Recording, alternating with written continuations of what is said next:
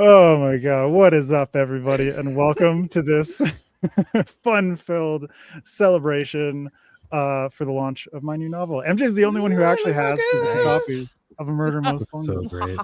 I love being your US mailing address. Yeah. I'm just like, it pains me every time I have a launch that I'm like, it takes so fucking You're like, long I to get won't stuff to even Ecuador. have it. Yeah. You can Oh, I admire bet. it. I'll just Yeah. I'll be Pocho today and I'll just do this. And I won't even be me. Oh. It's beautiful. I'm Who very- did the cover this time around? So that was Katerina Belikova. Her Instagram handles Ninja Joe Art. And she did MJ's cover as well.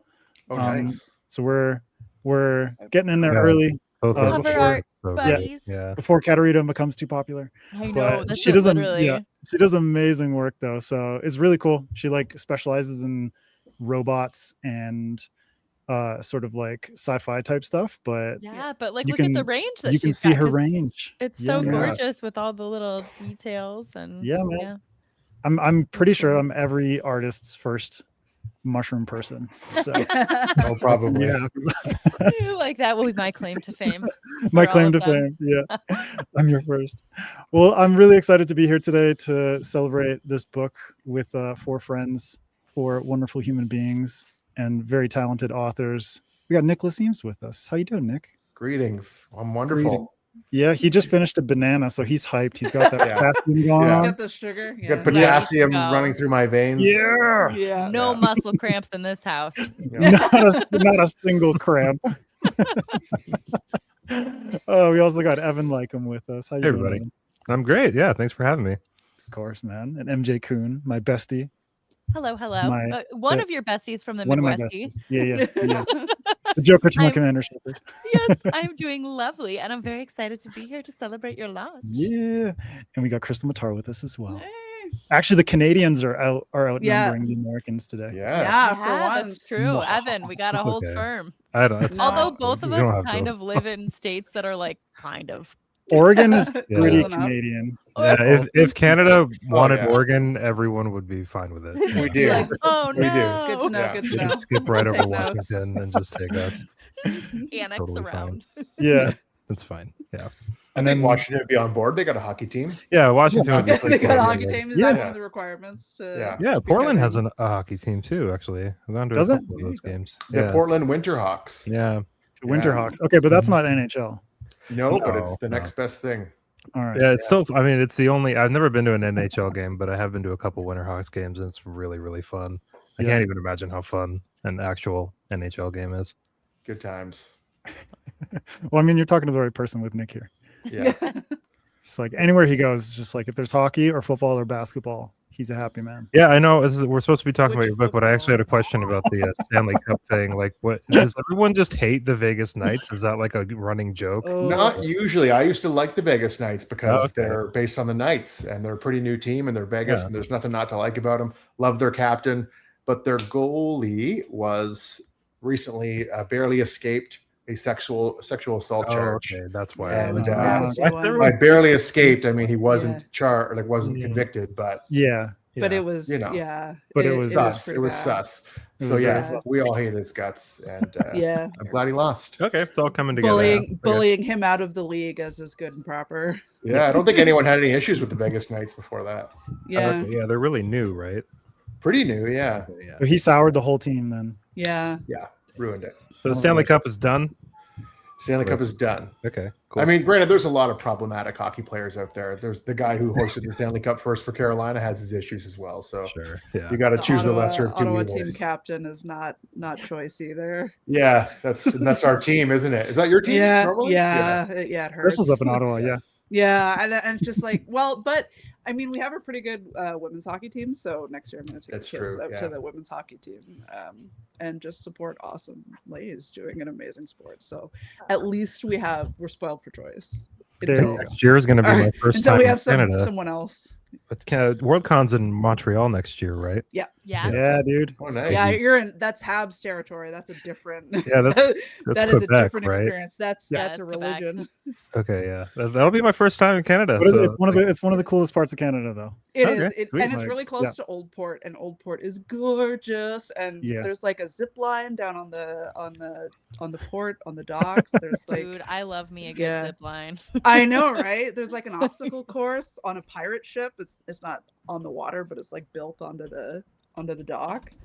And there's an obstacle course that you can run and I knock feel like small this is children like- off. Crystal Cell in Montreal hard. Oh yeah, No, right? I'm I Yeah. know that's like I feel like everybody this is there. like those videos where people are like on the phone and they like say all their dog's favorite words while pretending Yeah, they're having yeah. a phone call.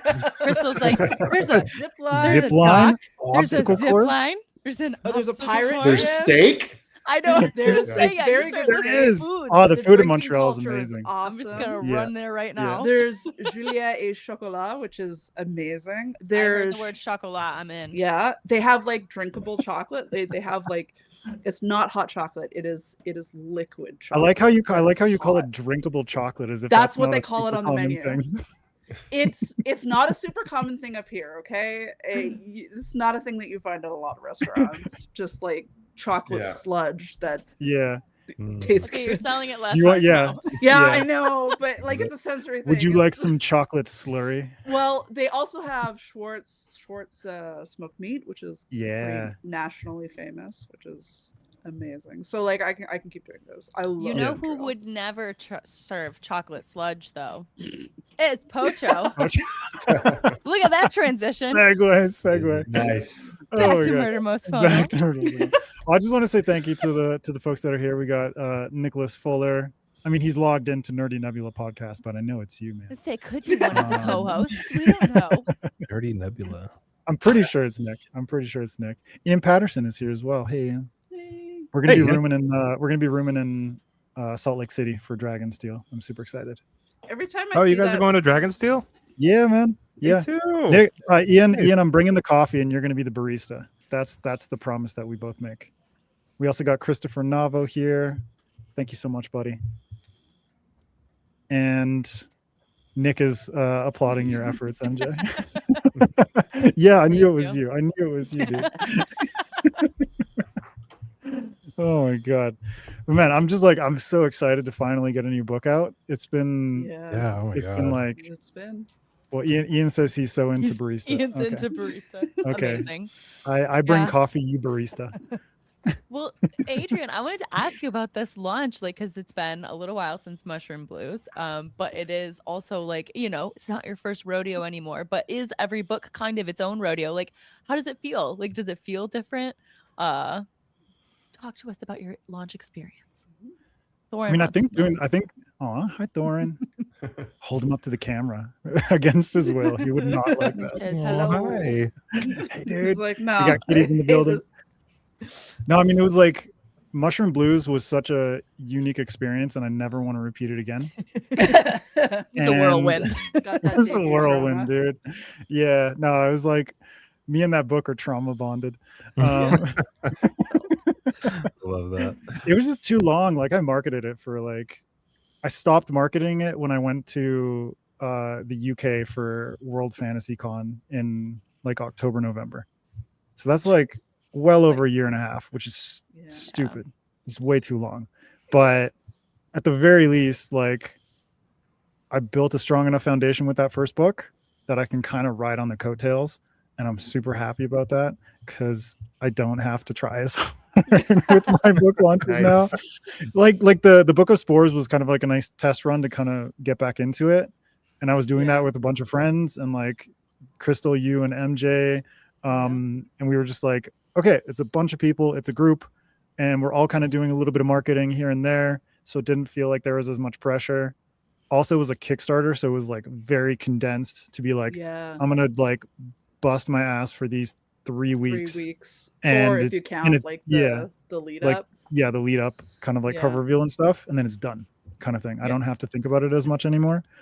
And so that was a nice test to be like, how can I efficiently start and stop marketing a book? And now I'm And kind of just, in this like, mentality of like Murder Most oh. Fungal. Like, yeah, I can market it for a month, and then I'm just like not And then go going back to writing and shit. Yeah, Yeah, go back to go work back to and other stuff. maintenance mode. Yeah. Yeah. Like it's honestly been so nice to, like I've talked to a couple of you about the other projects that I'm working on that are already kind of like drawing my attention elsewhere, Mm-hmm. so that I don't. Yeah, one of have them's coming to- up pretty soon. Yeah. So I mean, like we Yeah. have an anthology that me and MJ and Greta are working on, and then there's like a graphic novel that I'm collaborating with a friend on, and then me and Fraser Armitage are doing an audio drama together. And so like those three things, I'm already like, cool. I'm like, you know, not to like throw any shade at A Murder Most Fungal, but it's like I'm kind of moving on. I think that's healthy though. Wow, the I day think is it's even healthy. over Good. yet. Yeah. Throw it out and then move on and work on other stuff. I think that's Yeah. perfectly cool. I found another woman. I'm sorry. You're gonna have many more ahead of you. Yeah. I'm playing the He's so- field, man. Yeah. Evan, you looked so uncomfortable when you were following that joke. I respected. Oh my god. I'm just like out of my ears. Like, is Natalia listening now? Yeah. Busted. My wife just creeping in. No, because I mean, I know all of you. Evan, you've only put out one book, so you and I are kind of we're in a similar position. But like, you already are preparing yourself for book 2.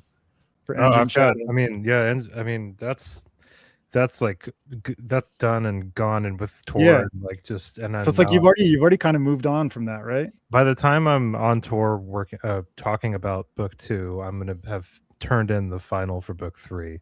Yeah. Wow. So I'm Wow. gonna and then yeah, I've got.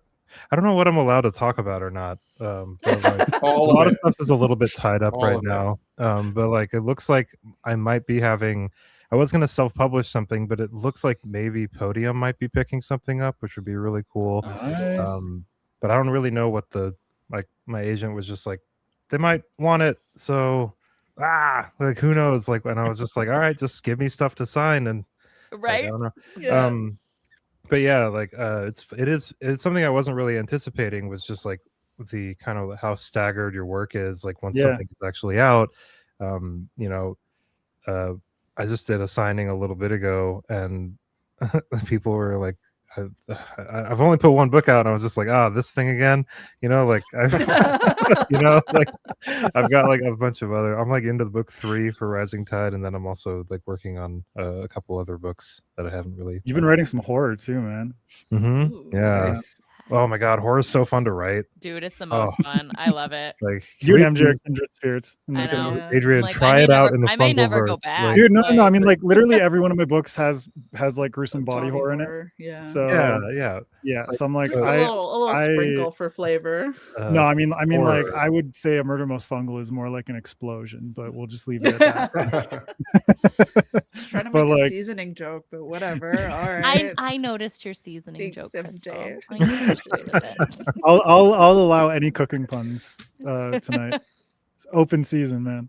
So did you get a open lot of season. these ideas for this specific book from your time working in the service industry? Like Oh yeah. like really, Yeah. really, yeah. Because like I noticed like as soon like with some of your descriptions, I was just like I was like, oh, I know this so well, and then also it was like just I was getting like PTSD, like flashbacks. Yeah. work- As a you know what I person who mean? also Like- spent many years working in Oh restaurants. my Oh, would I God. know, because that's the I thing. So feel it's it. like MJ's worked in restaurants. Evan, you've worked in restaurants. Me and Nick met at a restaurant in Vancouver, and it's like, I also served my time. yeah. in So we've all a we've all kitchen. served. Solidarity. We've all served. Actually, Yeah. Nick, Solidarity, I man. actually wanted to tell Oh you, my Nick. God. I interviewed you like, gosh, like 2 or 3 years ago. Like Yeah. we met for the first time, and I remember I hadn't been published yet, and so I'm still working on my stuff. And you know, you've written these awesome books, are really popular, and we're talking, and you said something to the effect of like, you know, actually, I wouldn't mind going and working in a restaurant again. I kind of miss it.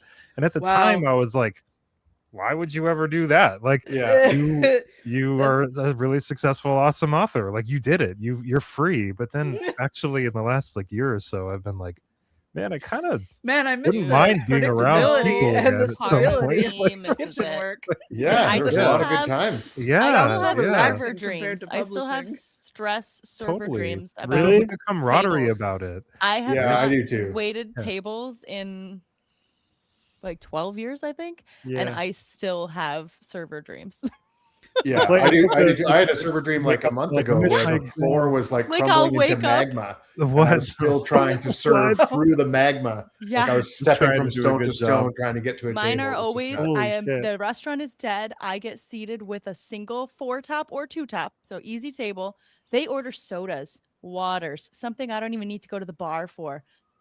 I cannot get them their drinks. Like the Yeah, ice machine is yeah, empty, I and have I that get dragged in this specific way, and I one. get Yeah, told to run food, and like whatever. And no matter what I do, it's been like 45 minutes, and these bitches don't have their drinks.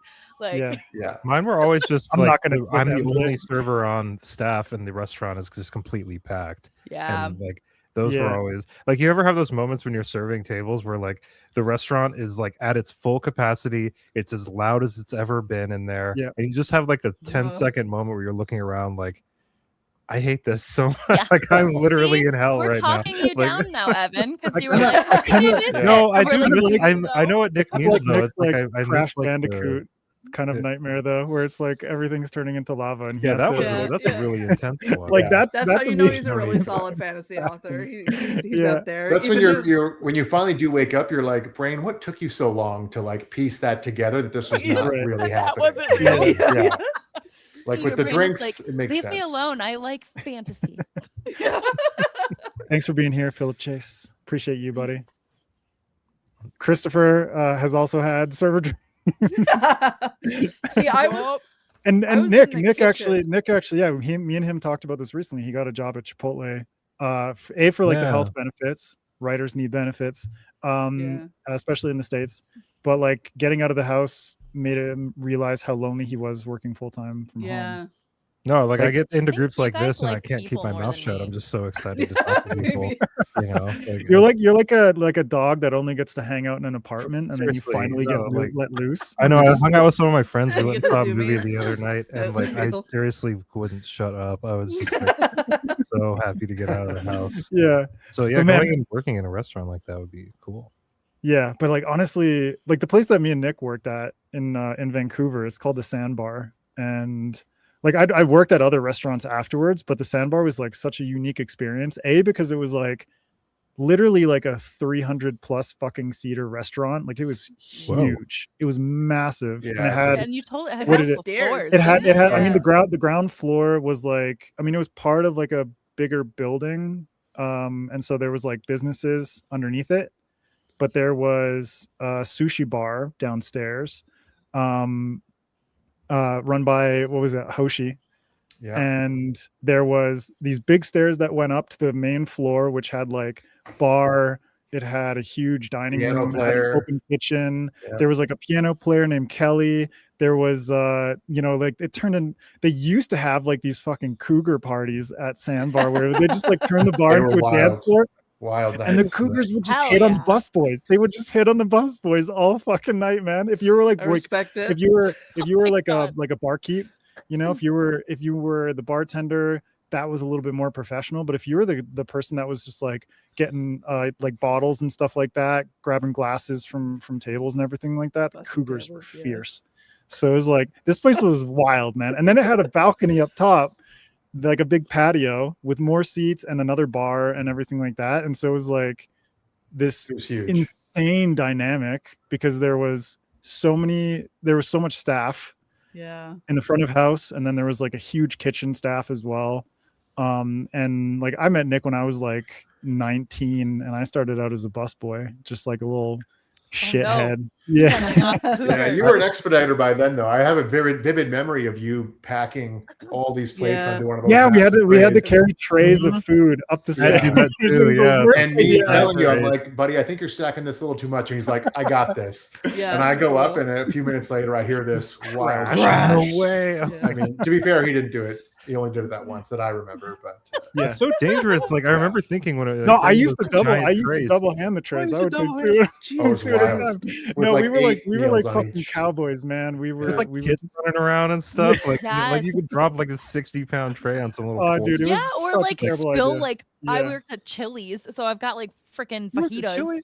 everywhere. We don't have Spicy, chilies man. in Oregon. Yeah, That's drop really these sad. fajitas on your Yeah. toddler that's running No, around. but I mean, like the biggest like test, because it was like, I don't know, it was all the people who were like food runners and expediters were guys, and so there was like a bit of like a boys club kind of thing in that particular part of the Get the restaurant. guns out. Get the and show guns how out, strong but it was you just are. like we had these like seafood platters that was like this stacked tray, and it's just like Oh my the God. ultimate show of like your prowess was like taking a tray Your of one of those fucking masculinity. things in the middle. Manliness. You How know much what I can you mean? carry on a tray. Yeah, it's just like, oh, this chilled lobster on ice is gonna crash to the floor, like, and all the oysters and everything. Yeah, But it's That's like all no, the it was expensive $200 worth of food Yeah. in this one tower. yeah, Yeah. just on that one tower, straight up. But it was such a rodeo. But looking back on it, like I drew so much of A Murder Most Fungal from that I experience can't wait to read that. of like, Yeah. dude, you're gonna have It'll you're give gonna you have the the feeling of being you're gonna home have the again. PTSD and the nostalgia all in one. I still do. Yeah. Yeah. It The never way that leaves you two met, like Adrian and Nick, is so cool. Like, I mean, like two like aspiring authors working in a restaurant. I wasn't together, even like, an aspiring author at that Yeah, time. not yet. but you were No. still a fan of like reading and books and Yeah, stuff, right? yeah, Yeah, obviously. But you weren't. Yeah, you didn't have any intentions to write when you were working with Nick in the restaurant. Were you in music Um, at that point? I mean, or- I was a He music thought journalist he at met the me and he time. thought if this idiot can do it, then so can I. this dude in cargo shorts. Yeah, like he likes to like Yeah. after you guys stopped working there. Wait, were you working there when Nick got published? No, No. so it was So you had heard about it basically- and you were like, Nick got published? No, Like, I mean the could thing do is that. the thing is like I was a music journalist when I was when me and Nick were working together, and Okay, yeah. I was also studying at UBC, the University of British Columbia in Vancouver. So I was doing those three things at the same time. And then after I graduated, I moved to Berlin, and then stopped becoming a music journalist because it doesn't pay anything. And then just kind of like Unlike writing. yeah, Yeah, unlike like- writing. Just blows Apparently, in. I'm gifted I have at too much choosing- money, at honestly. choosing yeah. stable careers. Yeah. But then I went to Berlin, and then I just kind of like messed around for like a year, kind of experimenting with stuff. Like I worked at a restaurant. I worked at an Urban Outfitters, which was just like, again, such a riot. Retail. It was just hell. like the most strange people. But I'm so glad that I worked there, because one of my friends there is this like super sort of, you know, just wild personality Polish dude. And he invites me over to his apartment, me and another friend, one night. And then he just starts like pulling shit out of his backpack, and it's like tattoo equipment. And he's like Oh, setting it there up we his go. kitchen Not where I table. thought that was going. Yeah. It- I mean, we did smoke a lot of weed, and we were drinking a lot of beer at the same time. So drugs were involved. But tattoo, he just yeah, he just pulls all that stuff permanent body modification is Right. Perfect. in a kitchen, Perfect in a combo. Berlin kitchen of all places. yeah. And then he pulled all that stuff out and was just like, hey, you guys want a tattoo? I just like bought all this stuff from my friends in Poland. And then that's when I tattooed that little guy right there on my own Nice. wrist. And that basically kickstarted like a 7-year career as a tattoo Another artist. career That's that so is cool. super But like while I was a stable and tattoo artist, dependable. that was when Nick, basically like when I was in Berlin tattooing, that's when like we were still in contact after all these years. Mhm. And then you'd already like put aside that you know, that tome that you worked on for years and years and years. When we met, I was 8 years into a book called The Fireborn. Maybe even Oh. more, maybe 10 years Yeah. into it. 10 We'll never see Because the I light of remember day. you showing Yeah. me like sketches of maps and stuff Oh, like that. yeah. And just Whoa. like, Beautiful maps. yeah, dude, Oh yeah. beautiful maps. But it Yeah. was like unwieldy, that project. Well, I think Richard Swan is doing a podcast or thinking of doing a podcast where people Yeah, him and Sunyi. read their older works. Oh, Oh their my travel God. stuff. Yeah, I That'd be remember so hearing cool. about that. No, So- Sunyi mentioned it to us. I Like, have the please first do 3 that. chapters that I gave to my parents once for Christmas Wow. when I had no money and it seemed like a great gift. And your parents were Yeah. just like, worst Christmas. Yeah. Yeah, right. I mean, it's not terrible. It's just really overly written. Yeah. What do you mean by overwritten? Like, That- It's just so eloquent, like, or Just too find the eloquent line. for its own good. Like I was Yeah. trying to be like Gabriel K, and it's just you know, you're shoot just for like, the eye moon and all rolling. that. I eye-rolling. also did that phase Yeah. as a very young person, and I feel like if you're an avid reader as a young person, it feels like an inevitable phase because Totally. once you read a lot, you get attracted to really voicey authors. Yeah. and then you try to be a really voicey author out of the gate, and it does not work does when not you're a work. teenager or a 20-year-old. Yeah. It's a I very found that you specific. can like, kind of like yeah. circumvent that sometimes if you like you can have like a really voicey character and then kind Yeah. of nuts. Like one voicey character. Yeah, like someone Yeah. who like, is like like Krupp from Malazan Book of the Fallen. Like Yeah. you know, he's got like a very, very, very like kind of. It sounds almost like antiquated and eloquent like way of Mhm. talking, but I feel like I mean like Erickson's prose is like amazing anyway, but I feel like he turned it up to like 11 with like one character where he was like, all right, cool, I'm gonna let loose and get really like weird and voicey with this character. It really works, you know. He didn't have to do it for 10 books. Right. Yeah. Yeah, but for an entire That's book true. to be that That's true. Yeah. is very difficult. Yeah. I know. Yeah. Now I'm really curious about this 10-year especially project. when you're a baby and you don't know what you don't know, and you don't know why Mhm. the good stuff hits so good. Yeah. So you're just throwing words at a page and hoping that you sound really smart.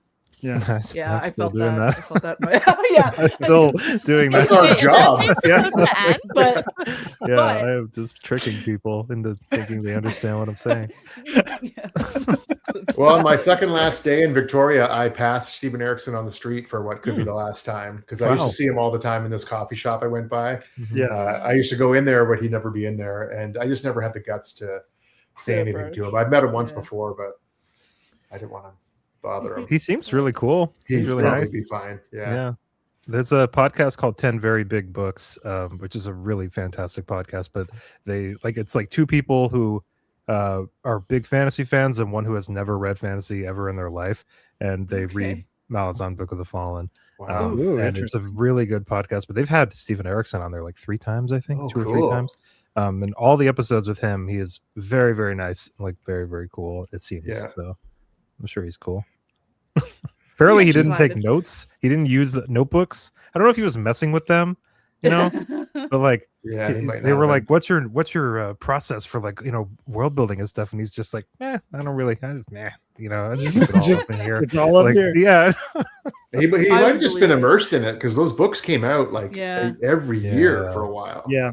And they I were would working believe on it it. with GURPS too, like that kind of like D&D clone Yeah. thing. Like him and Esselmont were working on the world before Gardens of the Moon came out. Yeah. So- It's just crazy how fast he produced them and how huge they were. I know, Yeah. they're massive. I still haven't. They're like my Everest books. Like I keep. Where are you in them? I'm like halfway. So like I read Gardens of the Moon and I was like, oh, whatever the fuck that was. And then Yeah. I just like moved on to other stuff. But then I was like, okay, I'm doing it again. So then I reread Gardens of the Moon, and then I read Dead House Gates, and then I got like a third of the way through Memory of Light, and I was just like, I threw in the towel. I was like, I need to read something else.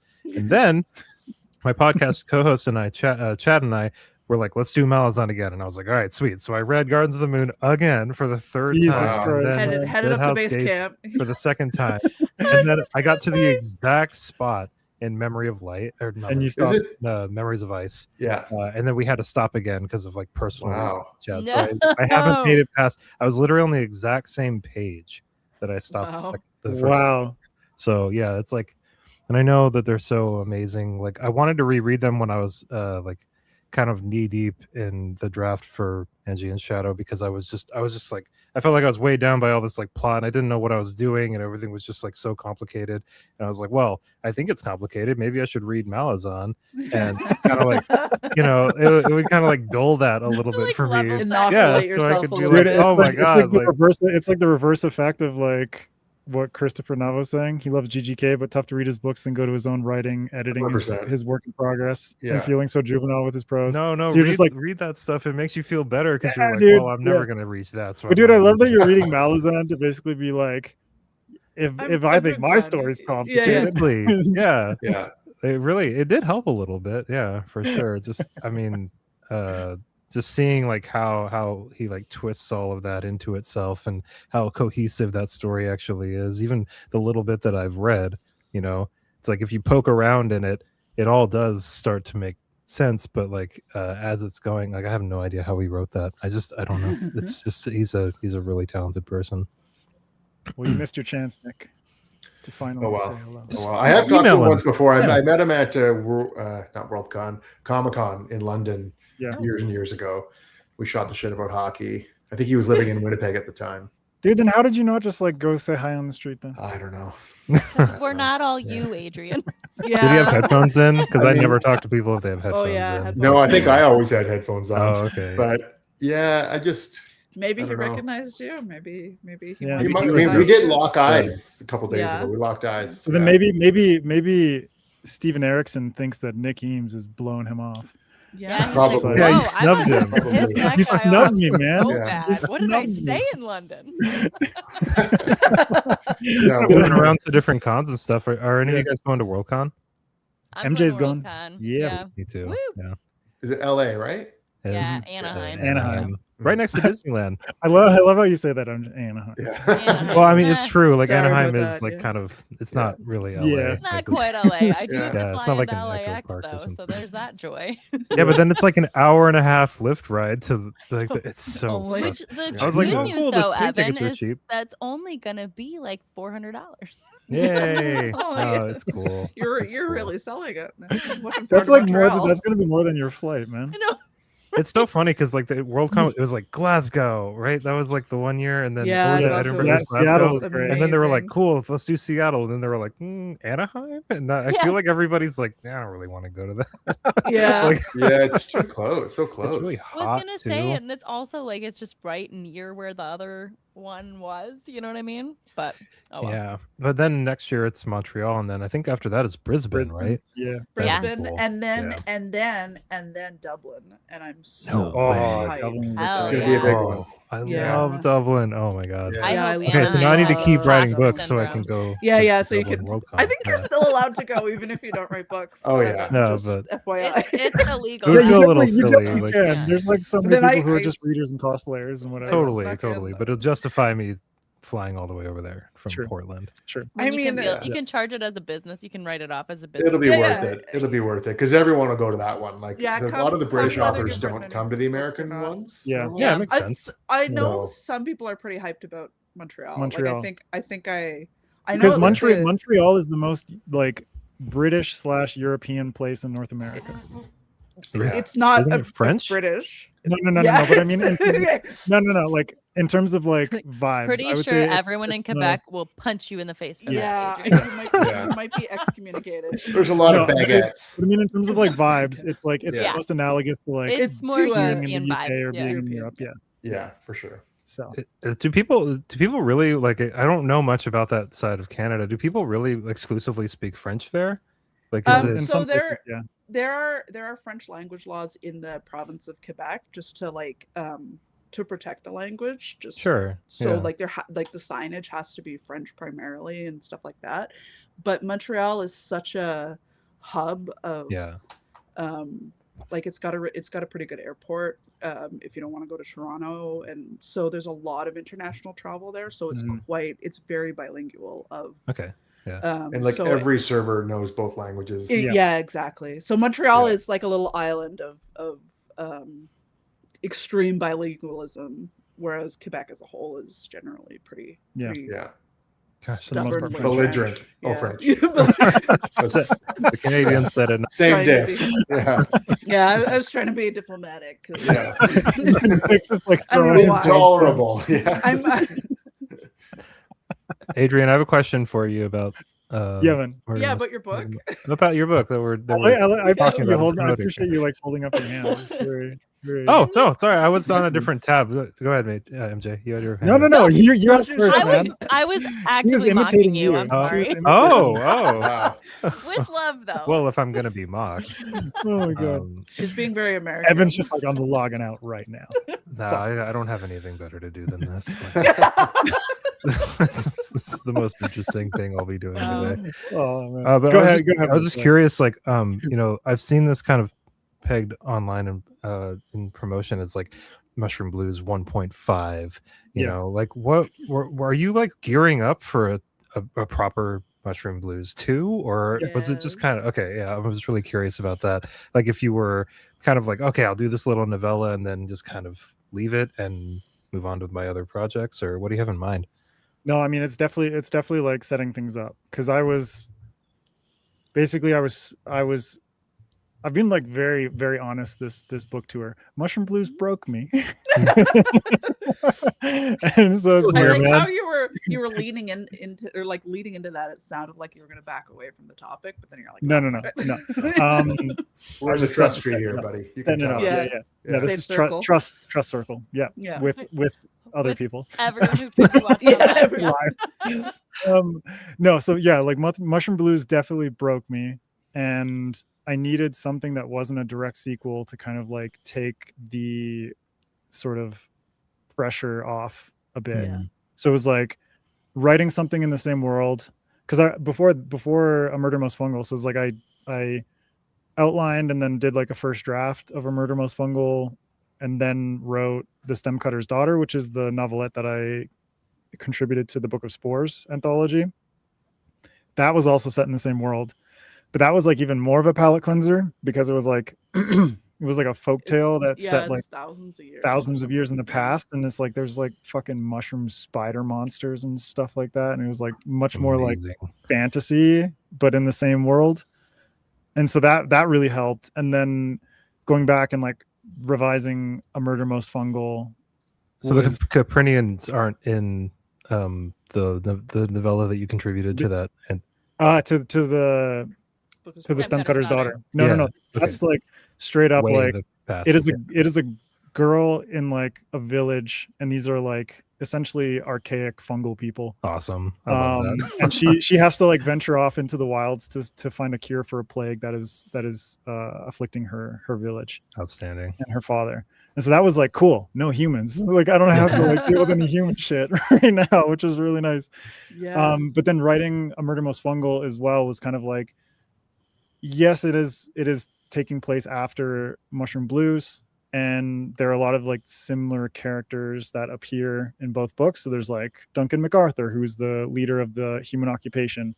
He's the guy who essentially forced Pocho to like run a kitchen for him, kind of thing. And so there's like characters that if someone's read Mushroom Blues, they'll see that through line.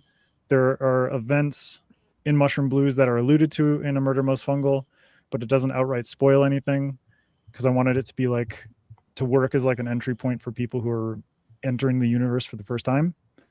But then it's like I didn't have to deal with the baggage of like, here's a book 2, and here's like direct sequel. Yeah. literally like, okay, I have to introduce another crime or mystery, and then also kind of carry the load of like the overarching plot of like the 4 books in the series. So I was like, I need something that doesn't have as much like pressure to it, and A Murder Most Fungal really helped with that, to be like, okay, here's something else. And it really, from my perspective, helped me to like solidify what it's like to write from the perspective of a fungal person. Mhm. Which will be Which As will a be- reader, I really Yeah. enjoyed that, because we get some details about the fungal people and the world, and how it all works Yeah. in Mushroom Blues, but you see so much more of it, obviously, just by nature of seeing it through Pocho's eyes versus seeing one of the occupiers coming to understand some pieces about it. So yeah, I think a lot of people will really enjoy that. Yeah, I mean, I kind of needed that, because it was like one of the things about Mushroom Blues that people kept asking for is like, why wasn't there like a code like Koji chapters or something like that? I was like, I don't know how the Koji fuck my to write bae. that at that point. I was just like straight up, I didn't know how to do it. And it's like, I know how the fungal people like function biologically and like linguistically and like all this kind of stuff, but I don't know how the hell to write a POV express from their that. perspective. And so it was like The Stem Cutter's Daughter was the first experiment with that, and then A Murder Most Fungal was the second. And now I'm like, cool, like y'all want a Koji POV? So do I. He's I'm gonna sad. Yeah. Oh, Oops, I Oh. broke we it. lost him. Are we about to be I unsupervised? thought it was me. I can No. hear you guys. I'm back. I've never MJ, liked you- him. Just kidding. I wish I never met him. I'm just here for the paycheck. Nick's just here for the bananas. Now But we're done. now they're done. Yeah, there's no reason for him to be here anymore. Yes, it was really nice to write those 2 stories and basically be like, okay, going into book 2, I'm like, all right, it's not just going to be Henrietta. There's going to be multiple POVs, and the ones who are fungal and know how to approach them now. And I kind of needed that experiment in order to figure out like how to write that kind of character in a way that is like engaging but also like narratively functional. Because earlier on I was just like, I don't know how to make it functional. Because it's like they're like having, I mean, there's like scenes in A Murder Most Fungal where they're having like two fucking conversations at the same time. One of them's verbal and the other's like cap to cap through the fungal network. And I'm like, that's really cool. But it like there's so many different so many different avenues of communication that I can approach through these characters now, and I know how to do it. And so now I'm like, cool, I'm gonna just like have more Koji and like other fungal characters going forward. And you know, the other projects that I'm doing, like understanding how to write fungal characters has been really helpful. So it's like book 2 is coming and I already know what's going to happen in book 3 and 4, but it's more so that time. Yep, I needed the time and needed the kind of build up. And now I'm sort of at a point where I'm like, all right, I can start to think about how this universe is going to expand into like multiple mediums. And then beyond that into like multiple series within the same universe. So it's like this whole shared universe kind of concept has. Have you dropped the title for really book 2 yet or no? No, not yet. Okay. I believe you told me. I just forgot. I think you told me all the titles. Nick's like, to drop it. No. Yeah. No, I forget. I forget everything. Yeah. But they were good. They were all gone. They were all awesome. So it's like I don't know. I'm like a weird person where it's like I pick my titles and write my blurbs first. Yeah. And MJ's just like, it's a superpower. I literally just sent draft. Well, it's the 3rd draft my agent has seen, so it's my like 10th fucking draft or something, and it's the first titled draft that I sent. All the rest were untitled. So it was just untitled that entire time. It was called Untitled Cult. It's not a bad title either, though. I mean, I love it. But that's what I was like. I can't because I simply can't. The titles, naming stuff is impossible for me. Yeah. Well, good thing you don't need to come up with names in books. So. Never. Right? Yeah. Well, all my chapter titles are called something awesome till I get to the end of the chapter, and I'm like, okay, what should I call this chapter? But until then, it's called something awesome. I love that. I'm assuming That's I can. cool. Yeah. I love it. No, but I mean, it's basically you're just like hyping yourself up. I was You're gonna like, say, you're setting the call bar. that right? manifesting. Is what Yeah, we call exactly. that. You're manifesting the energy of that chapter. Yeah. Yeah. I mean, I even at the end of my document, I have a all caps line that says, You're writing a book that has a kobold using a mechanized crossbow. How fucking awesome is that?" Yeah. Just to like be like, yes, I should keep writing. Like, don't forget about that's the rule of smart. cool. This is my you know? why. Yeah. Yeah, this is my why. Yeah, This is my why. that's why we do No, it. But honestly, Mechanized it's like crossbows. it's so helpful to have those things to just kind of keep you motivated, because it's like, I mean, we talked about earlier, but like maybe it would be kind of cool to go work a job where I see other people.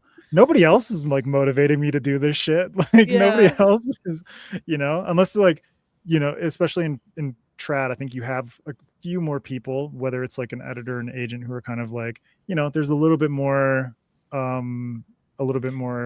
sort of motivation coming from them to be like, but only if you get far enough to get a deal. Like you still Yeah, have to draft and exactly. revise and shit all Right. by yourself. Yeah. Well, and Yeah, especially I mean, not I'm even working just, on like, stuff that hasn't even been bought. You're right. Yeah. Like, That's what I was gonna say. Yeah. Only if you're writing stuff on contract is the thing. Yeah. Yep. It's like, I mean, I'm motivated in that, like, I like doing this full time, and I want to keep doing it full time. Yeah. So I'm going to keep writing my ass off, and Yeah. just throwing everything I possibly can at these books. And it's like I feel like the boat is out of the dock, and I'm still kind of hanging on the ladder at the back. Like, but god damn it, I'm gonna climb up it. Like. Oh my And God. it's kind of interesting At being least the you're only hanging person on. that's motivating yourself is you're the only person that could stop you too. Right. So Dude, I saw there was I don't actually have there was that. this clip you posted today, Evan. I think it was like probably just a couple hours ago of, the Vonnegut one. of Kurt Vonnegut. And I Yeah, was just yeah. like, dude, it's so, I don't know, that kind of mentality of like, you have to give it your all, but you know, without the pressure of like comparing yourself to like, I'm going to be Steven Erickson or something like that. You know what I mean? And it's just like, I'm just going to try the damn best I can. No, right Reddit now. will do all the comparing for you. You don't. Yeah, need to yeah. do that. Just Like, stay off Reddit. I'm only in competition with myself. And Yeah. and just attacking it with as much honesty and consistency as you can, I found is like the biggest, like, you know, and I don't feel like writing, or I don't feel, you know, I want to lay around and watch cartoons and eat chips, and like, you know, I don't want to do this sometimes. You can like, just do that. totally, I agree with you. You know what I did today? I 100% agree with you, but like, Evan, you you know know what I did have today for the first time in like forever? what's that? I took a fucking nap. Wow, damn! Ooh. You have people that depend on you. No, but like I was with my youngest son. He was just playing around in the backyard, and I fell asleep on the grass. That's such a dad thing to do. I don't know Oh if we my God. call that a nap. That's like That's more a like nap. Yeah, trust that's me. like No, that that is is narcolepsy. Like That's like, no, I know my nap. I like just being catching up exhausted. with Yeah. it. Yeah, but I was just but- saying, like, Krystle, you're right. You can lay around and watch cartoons and eat Yeah, chips and stuff, but Yeah, I yeah. have a tendency to want to do it like constantly, much, like, all yeah. the time. Right, And so fair. there are those moments where I'm like, okay, Evan, like, we really need to sit and do this. Like, it's very important that you stay consistent, or at least that I stay consistent and you know, keep up on it.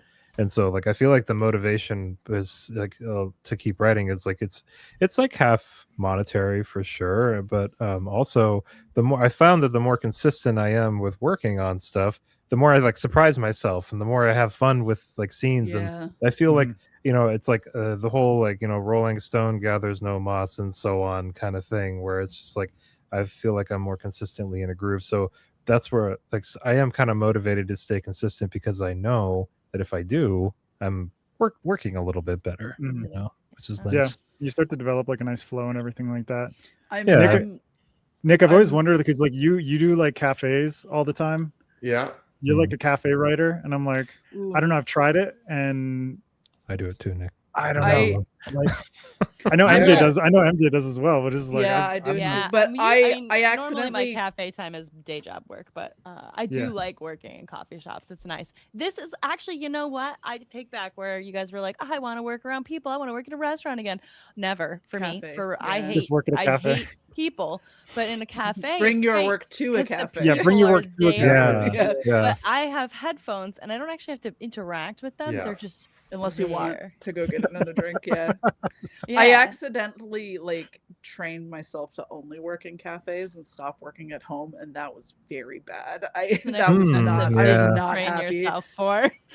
Well, and it was just like, you know, I have 2 different desks in my house that I could theoretically be working at, but it's like, no, I want to go. And your upstairs desk is nice. I love that. desk so much. The upstairs vibe is really nice. It's so long as I clean all the kids' shit off of books, all their books and crafts and stuff. But then it's like I would be like, okay, no, I got to stay home and focus, and then I would wander away and go do dishes and go do something else. So ups and downs of cafe life.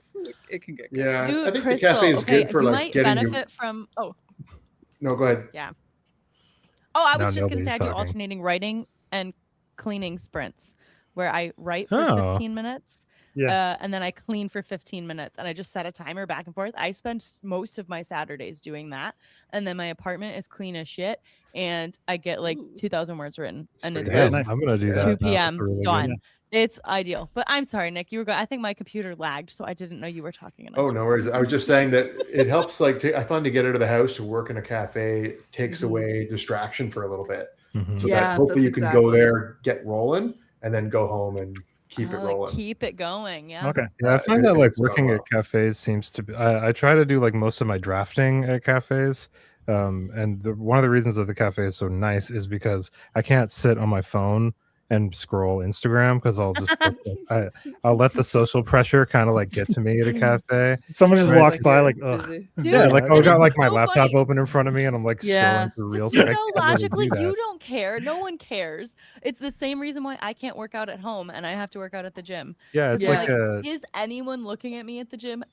No. It's kind of nice to have they that in the might back of be. your head, though. It's kind of helpful. But then, But I mean, if you're working out at the gym though, like you make some pretty weird faces. I mean, I hope you're not making weird faces.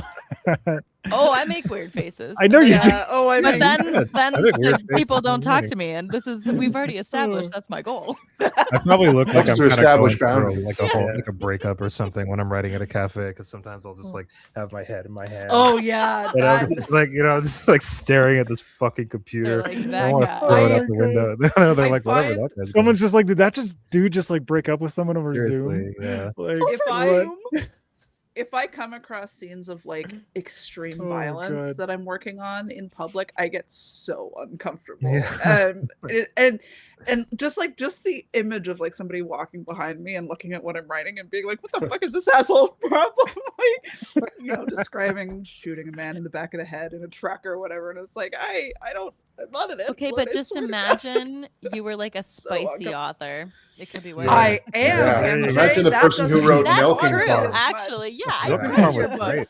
Yeah. Never Yeah, mind. That imagine doesn't someone even looking bother Yeah, over for his sure, shoulder. for sure, Because it's for like, sure. The if you person who look, wrote it's your Milking problem. Farm wrote it at a cafe. I hope Oh so. yeah, sure I they respect did. that. In large font. Yeah. In large Yeah. font.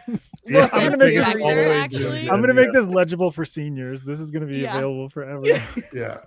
That sounds- Look over my shoulder. I dare you. Adrian, I have a question for you. Probably answered before during your Oh, first book God, dude. publication, but like Oh, you used to draw mushrooms, like your yeah. your tattoo I mushrooms, still all that kind do. of stuff. So Still what do. started your fascination with I them? guess you can't see them.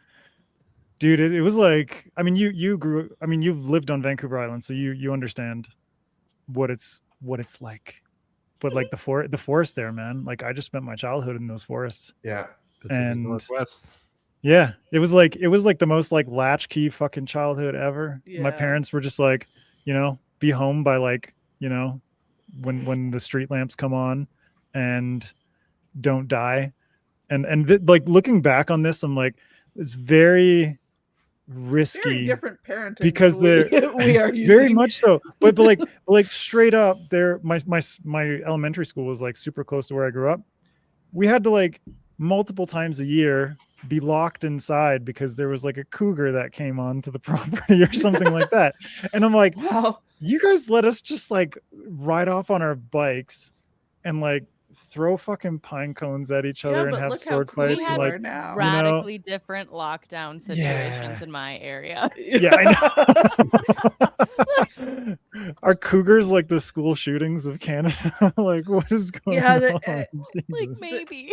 Oh my God. Ellie gets locked down sometimes for coyotes on the school Yeah. property, and we live in the city, but still Yeah. coyotes. There's like Coyotes. We have coyotes in Yeah. Metro Detroit too. No, but They're the everywhere. cougars with like an 8-year-old kid, that is Oh, yeah. lunch. a cougar Yeah, with that a is lunch for sure. 34-year-old me.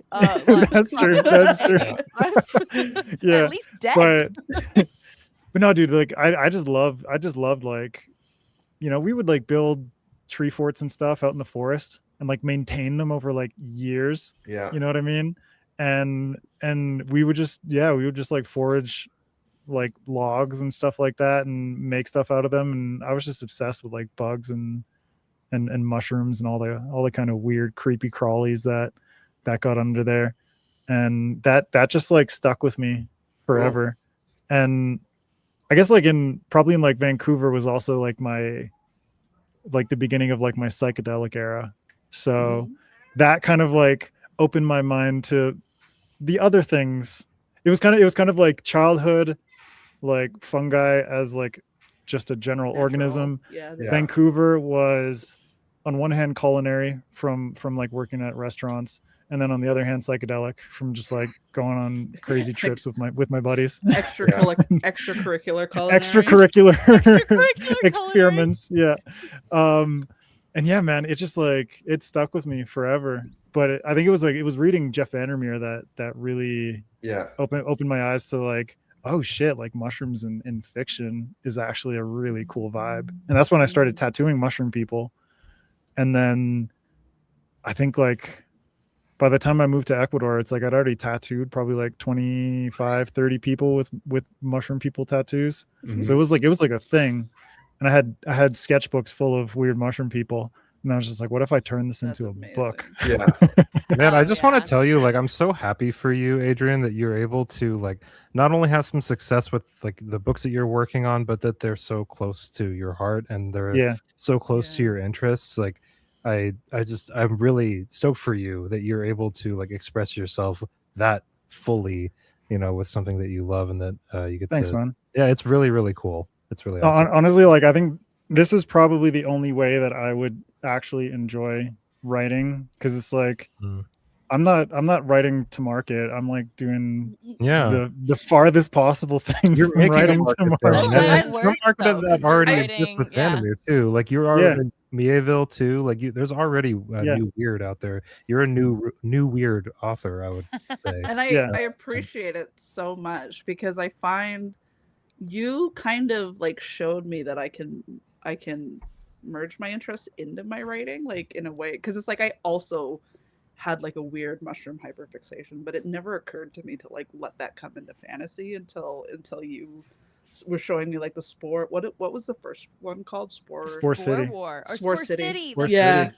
I like Spore War. And then I was just I mean, like, Spore War is like it's going to be like a That's like a canonical event I in love the that. world. That's so in cool. the Yeah. Fungalverse. Yeah.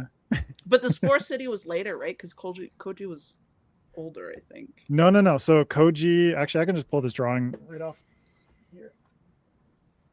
So this was my early experiments with the mushroom people, and it's like my world building for the Fungalverse started with like drawing. So it's Dude, like I love this Yeah. this style so much. But It's that so first cool. that first draft, like I remember there was a different story, and it was like it started with the girl was in tech and she was like sneaking into no. So that is because the novel had 3 POVs. So one of them, and this is I'm actually going to rewrite this novel, and this will be the beginning of like a future series in the Fungalverse. So like set decades in the future, and more focused around like, you know, full on like gangster families and corporate espionage and stuff like that. It's basically like Greenbone Saga on mushrooms is kind of how I'm approaching it.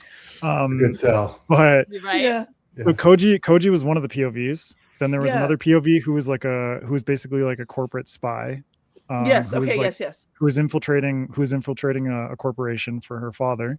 And then the third character was a half-breed gangster tattoo artist. So he was like the tattoo artist for a crime family. So those were the 3 POVs in that book. And I actually already have the cover. I have the cover for that one already. Because like I got to a point, dude, it was like, I don't know, me and Felix Ortiz were talking, and I was basically commissioning him for like 8 years. I was gonna say, with Felix's schedule, how it is, like if you can lock him in for a cover, you do it. Exactly. So basically, it was like I commissioned him to do this cover because I was thinking like I'm gonna go back and forth between the Hoffman Report and this trilogy set in the future called the Kanoko trilogy.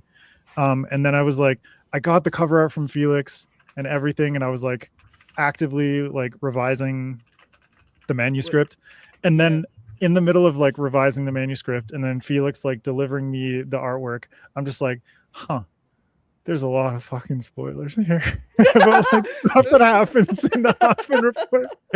So I had this like dilemma of do I finish the Hoffman Report first and then allow it to just exist as its own finished thing before I start the next trilogy, instead of going back and forth and literally having to like rework each series in order to cater to the non-spoilerification. You know what you could do for yourself, since you know the whole story, and I know you'd mentioned needing like a palate cleanser.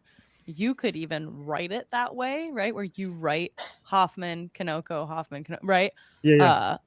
And then release them Hoffman every time you're done, and then you could bam rapid release. Do a rapid release of Kanoko trilogy, right? Which could be really effective. Yeah. So I mean, hey, because then you have 2 completed trilogies out. Yeah.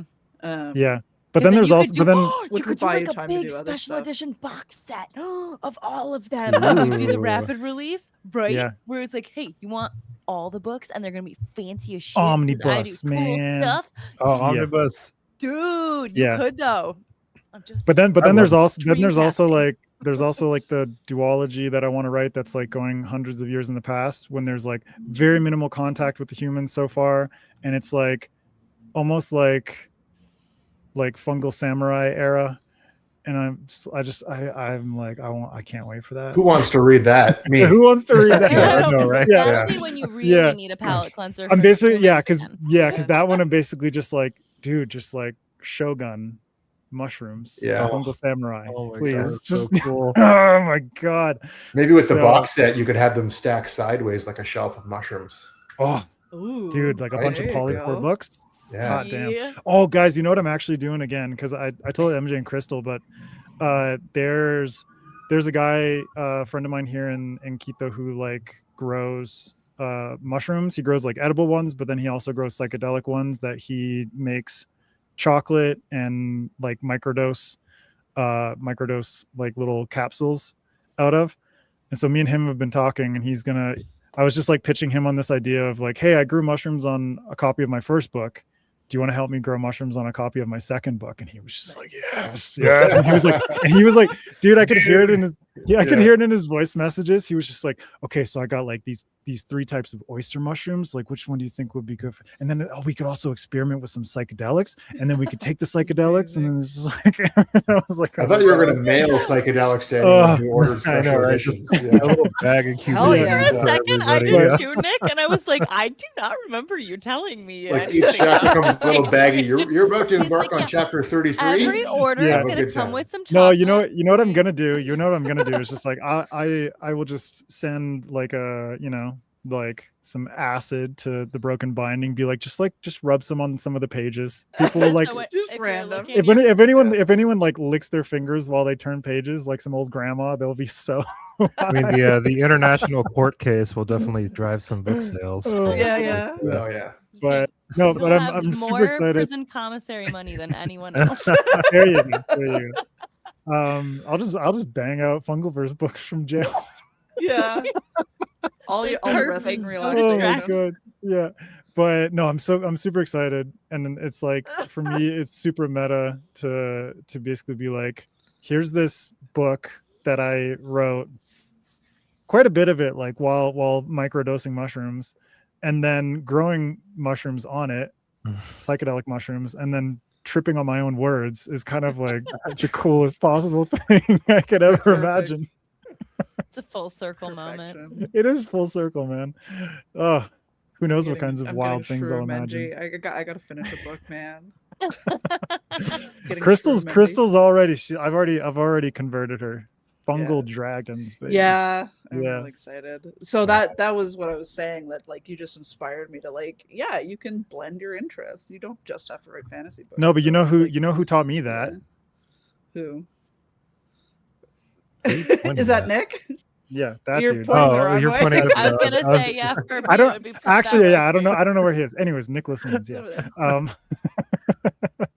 No, but There it you was go. like reading Kings of the Wild, where I'm like, yo, this dude loves like 70s rock and wrote a fucking book Right. about it in Yeah, fancy. that's so fucking It's, cool. I know it's when I really was reading cool that, we I was like, all God. get to know each other. Well, and too. I learned Just it from like Ready the- Player One. Oh, There you really? go, man. Yeah. Actually, Nick, like, yeah, you helped me a lot with NG Kills a King in the sense of like just like how much movement the characters had to do over the course of the story, over this, over the landscape and stuff. And just like I actually picked up Kings of the Wild and like leafed through it a little bit while I was working on NG Kills a King, because I got to a chunky middle part where I was just like, what the fuck are they supposed to do now? You know what I mean? Like, I know where I want them to go, but like I don't really know, like, and the book feels kind of episodic because of that, but it was really helpful, like kind of Oh, that's leafing cool to through hear. that. And Thanks. just- Yeah. yeah, like, because I mean, the trouble with writing, like, kind of, I would call it like a road trip book, right? Yeah, I mean, Yeah, like, yeah, for the sure. trouble with writing that is Adventure that fantasy. sure, Yeah. but like you kind of have to like Road throw trip in sounds new more fun. environments like over and over and over 100%. again. Yeah, Yeah. and I was Yeah, just traveling like, dude, is I'm really so sick of challenging. describing new places these people are in. It's like fuck. that. Dude, imagine like Tolkien with Lord of the I Rings. It's literally like, was just a gonna new- say there's a a new TikTok fucking of it place. where it's like, chapter. here's what happens, and they walk. Yeah. It's like the whole TikTok is Yeah. Dude, like, okay, like literally, Natalia does not like watching the Lord of the Rings simply Oh, because of the amount of immediate divorce. fucking walking they Like- do. She's just To be like, fair. Yeah. You know, I'm like, they don't have cars. ah, Yeah, I know. what I'm else to do? like, come on, Mordor's really far. What else can It's the they do? distance from LA to Chicago. That's Yeah. how far they walked. So Yeah. It's a long way. It's a long fucking way, man. They're like literally walking Route 66. it's not that That's what much they're doing. walking. Like, That much walking. All right, It's Evan. quite a lot, dude. it's Evan, not that much. go for it. ahead. You got this. I'll make a supercut. After I'll make a Worldcon, supercut. after Worldcon, just like, you know, Start Yeah. walking home. venture off, start walking. I meant home. in the I'll movies, meet you in not not the Chicago. distance. I meant in Okay. the movies. Yeah. Like, Okay, I thought you were talking about the distance. No, It's no, like it's very long. no. They I do won't walk other down to stuff in around the grocery walking. store. Yeah. Yeah. But there is a lot of walking, and Probably all Yeah. the walking together in Lord of the Rings equals the scene where Frodo wakes up and everyone comes into the room one by one. Yeah. I mean, that's half an hour. yeah, Slow one. Yeah. I was actually thinking about rocking those the trilogy again. I do it like twice a year. I was like watching all 3 of the extended ones. So I good. gotta Yeah. figure out a good time to like introduce it to the boys and have it be like our Christmas tradition. Yeah. How old are it's they kinda like again? a Christmas or a winter Five, thing. 5 and 3, so You definitely. gotta do Yeah. you gotta do Hobbit Day when you do it, Adrian, because that's what I do Okay. with my sister. And like you Yeah. do, so you watch all 3 of the Lord of the Rings movies, and while you watch it, you eat all the Hobbit meals. Mhm. Ooh, So- I like And, that. and they Oh, have to be hobbity. Yeah, So like yeah. breakfast, second breakfast, and you have to like you make shepherd's pie, and you make dude, I like, feel whatever. that's like Thanksgiving levels of It's- just like It's stuff a yourself. full day of just Yeah. decadence. Yeah, it's great though. It's But really, then really but fun. then I have to be like really clear with my boys because they would latch on to this, and especially Teo because he's like, dude snacks like a madman.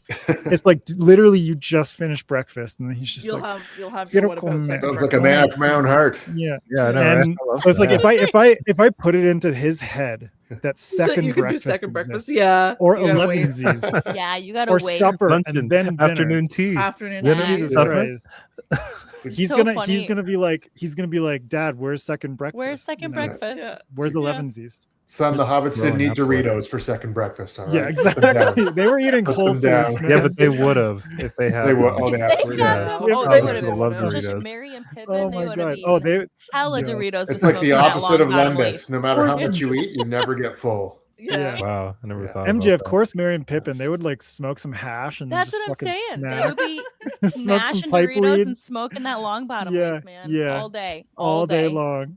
There's like multiple like corroborated like things of like Tolkien, not like outwardly like specifically saying that they weren't smoking marijuana, right? But like it's said like he's like, no, it's pipe tobacco, it's pipe tobacco, it's pipe tobacco. And we're But like, then Peter Jackson was like, nah, they're getting stoned. Like Yeah. I'm gonna take that creative liberty. he's like, this Yeah. is my Fuck it. interpretation. Yeah, Of course, man.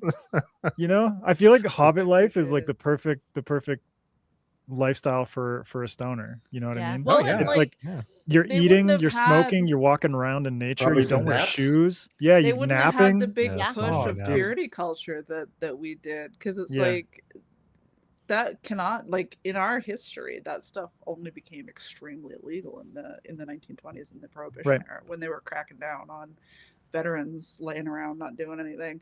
And so like if they didn't have that, then why would there be any moral Yeah. Sure. objection to them smoking a leaf that they could Right. grow in their backyard if their I summers were stopped warm smoking weed when they legalized it.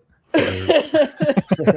Not because I'm like, It's oh, I only like breaking the fun law. when I was No, a that's, rebel. I don't mean it like that, but it's just I like only dude, did it as a counterculture thing. I don't mean it like that, but like it's like once they were able to like really make it as strong as they possibly could, you know what I Right, mean? yeah, Like yeah, now yeah, it's I just get like, that. man, like oh my god, man, this stuff just makes Man, you go out of your It's mind. Yeah. Like, been Yeah. it's been a minute. I remember I going. miss To, I it. remember going I to back. miss it. I remember going back to Vancouver after living in Berlin, and it was like, you know, people in Berlin's like they're for the most part smoking stuff from like Amsterdam or yeah, like it's hash or weed. whatever, Yeah, or like usually they're rolling it with tobacco like a all the spliffs. time. Yeah, Yeah. But then going back to Vancouver, and it's just like yo man, I got the stankiest, dankiest, like whatever the purple fuck, and I'm just covered like, in I don't know crystals. what this is. Yeah, and literally, like- you take one hit of it, and you're just like, I'm out, man. And you're like, No. you want a If gummy on top of that? You want a fucking lollipop or like a So fruit If juice? I wild, wanted man. to take a Stop. nap, I would just lie down and do that. So I've had it's tamer so- mushroom trips than like some of the edibles that I've had, man. Like seriously, like Oh, it's yeah. like because I've eaten like I don't know, like 50 to 70 gram edibles before, and like it's like everything you do is uncomfortable. Yeah. Like you pick Yeah. up a soda can and it's like I've never done that before. Like it's such a nightmare. Like everything. No, but not in- even that. Like uh, I haven't done this before, but it's just like my muscles don't I function. know, the way they right? Like normally my do skin it. against Or- this and then- aluminum. Yeah. Like it's just gonna like- it's seep like I'm- into my hand. I'm enjoyable I'm to me. sweating so much that it's like it's sliding out of my finger. Yeah, but with mushrooms, I've always had a Ugh. really good time with psychedelics. I mean, they're so it's set and setting, obviously, and you got to come at it with a lot of respect and stuff. You can't just like just start downing them and like go to Go for a drive. yeah. I wouldn't recommend it, but like every time I've ever done it, it's just music and cool people and outside and. It's fantastic. I've also the most I've ever done it at a single time was as an eighth, like a dried eighth. But have you ever done like a quarter before? Oh, he froze up. Oh, he froze. He doesn't want to answer. He's on a dodging quarter the of Yeah. mushrooms Yeah. right now. I'm back. I'm back now. Have I you ever do done have- like a heroic dose? Like Oh yeah, quote, yeah, unquote? for sure. Oh my god. Yeah. Jeez. That there was a dude, this was like such a I'm asking the guy that wrote the mushroom fantasy book. Yeah. Right? He's like, Never do what drugs. am I Right. not? no, so there was like a couple times. There was one time, this is actually just like one of my favorite life experiences ever, and it's one of those things where I'm like, I would like to, like, minus like the drugs, do something like this Yeah, with my right. kids. Oh. Oh, When they're God. older, it'll be fine. Yeah, like 18 plus, whatever. Yeah. So I flew to Naples with two friends of mine, and we basically like unassembled our bikes and like put them into boxes, and then had those on the basically like checked those as our luggage, and then brought Cool. backpacks. And so we got to the airport in Naples, and just on like the fucking front lawn of the airport, we just like open these boxes and start building our bicycles in front of all these like bewildered Italian people.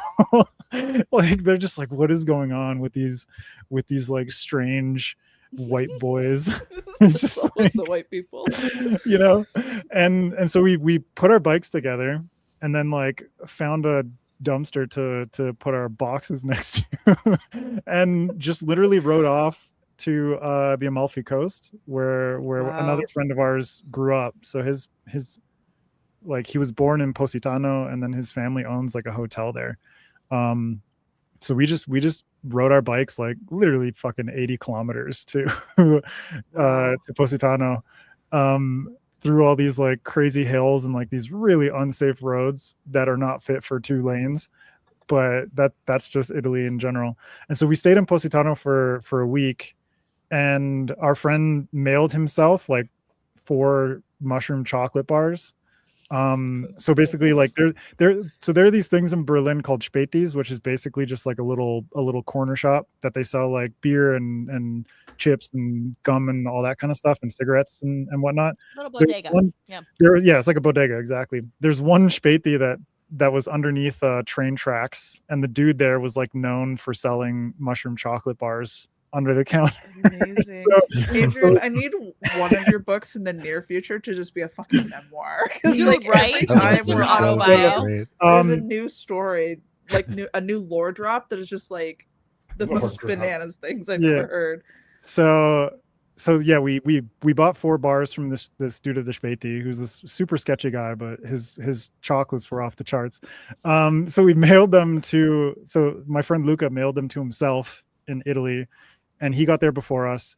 And so when we were in Positano, we had one trip that wasn't like the strongest, because we were just kind of messing around and seeing how potent these chocolates were. But that was actually like at the graveyard in Positano, which was like on a cliff overlooking the bay. And I have never done mushrooms before, but none of that sounds conducive to a positive experience. It was beautiful. It was beautiful. Yeah. It's a cliff, you could plummet to your death, and then you're surrounded by death, so you're thinking about it really hard. Yeah, you're thinking about the impermanence of humanity and all that. Sounds great. We lived. We lived. I love that. I'm here. I wrote books. I'm alive. So we stayed in Positano for a week, and then we biked back to Naples, and then we took a ferry to Sardinia. So it was like a 12-hour ferry ride to the port of Cagliari. And so we we're on there with our bikes. We slept on this ferry, and we took a bunch of the mushroom chocolates to Sardinia, and basically spent the next 3 weeks riding our bikes along the east coast of Sardinia. We did about 3/4 of the East Coast, and we were basically just biking and exploring and sleeping on beaches for 3 weeks. And we had a little portable stove with us with gas, little gas tanks. And we would just stop in a little village, and we would just see what they had and be like, okay, you guys have fresh pasta, golden. Do you have fresh tomatoes? Do you have fresh fish? And then we would just go to the beach and make a campfire and boil pasta with seawater, and then make grilled fish over the fire and just cook like that. And there was a bunch of nights where we were sleeping on these beaches, and it was the most beautiful starlit skies I've ever seen in my entire life, because there was literally no light pollution. No light pollution at all. At all. And so we would just be sleeping on the sand at a fire at midnight, just watching the stars. And I think I took probably 3 grams. No, I think it was how much was it? I'm trying to figure out the math in my head. I believe it's 3.5. Yeah, so it was no, it must have been about 4. Yeah, no, 5 grams. I think it was 5 or 6 grams. Hero territory after that. Yeah. So it was a lot, but we all took a bunch, and basically I spent the next 3 hours staring at the stars and tracking comets and shit. Amazing. And literally just it was one of those experiences that was just so interconnected, where I would breathe and the stars would just kind of constrict and then release when I exhaled. Amazing. It was just that visually intertwined. You might still be there. This is I might yeah, you could still be right there. Yeah, none of this is real. There's just a Canadian skeleton on a beach in Sardinia. And they all wondered where that boy came from. God, do we even exist? Do I even exist? Am I a figure of your imagination? Real. Yeah. But yeah, so that trip was probably the most intense, because I just that was the closest I've ever felt to the interconnectedness of the universe, and just how fucking minuscule we are in comparison to everything else in this world. And then at the same time, that entire bike trip, I was rereading Dune. So it was amazing. I'm just reading Dune, thinking about the Fremen, and doing these wild mushroom trips after How having old are you in this story? I need to frame this better in my head. 14. I know, I was gonna say you're 24, but no, so I was 22, 23. Okay. Yeah. Yeah, so that all tracks for a 23-year-old. Right. Yeah. So No. it was probably it was just probably one of the wildest trips of my entire life. But we were just biking and cooking on the beach and taking mushrooms and petting goats and stuff, and just there's so many goats, and The goats may or may not have been there. I love it. They were goats from 500 years ago. No, seriously though, the goats. You're cooking. It's all.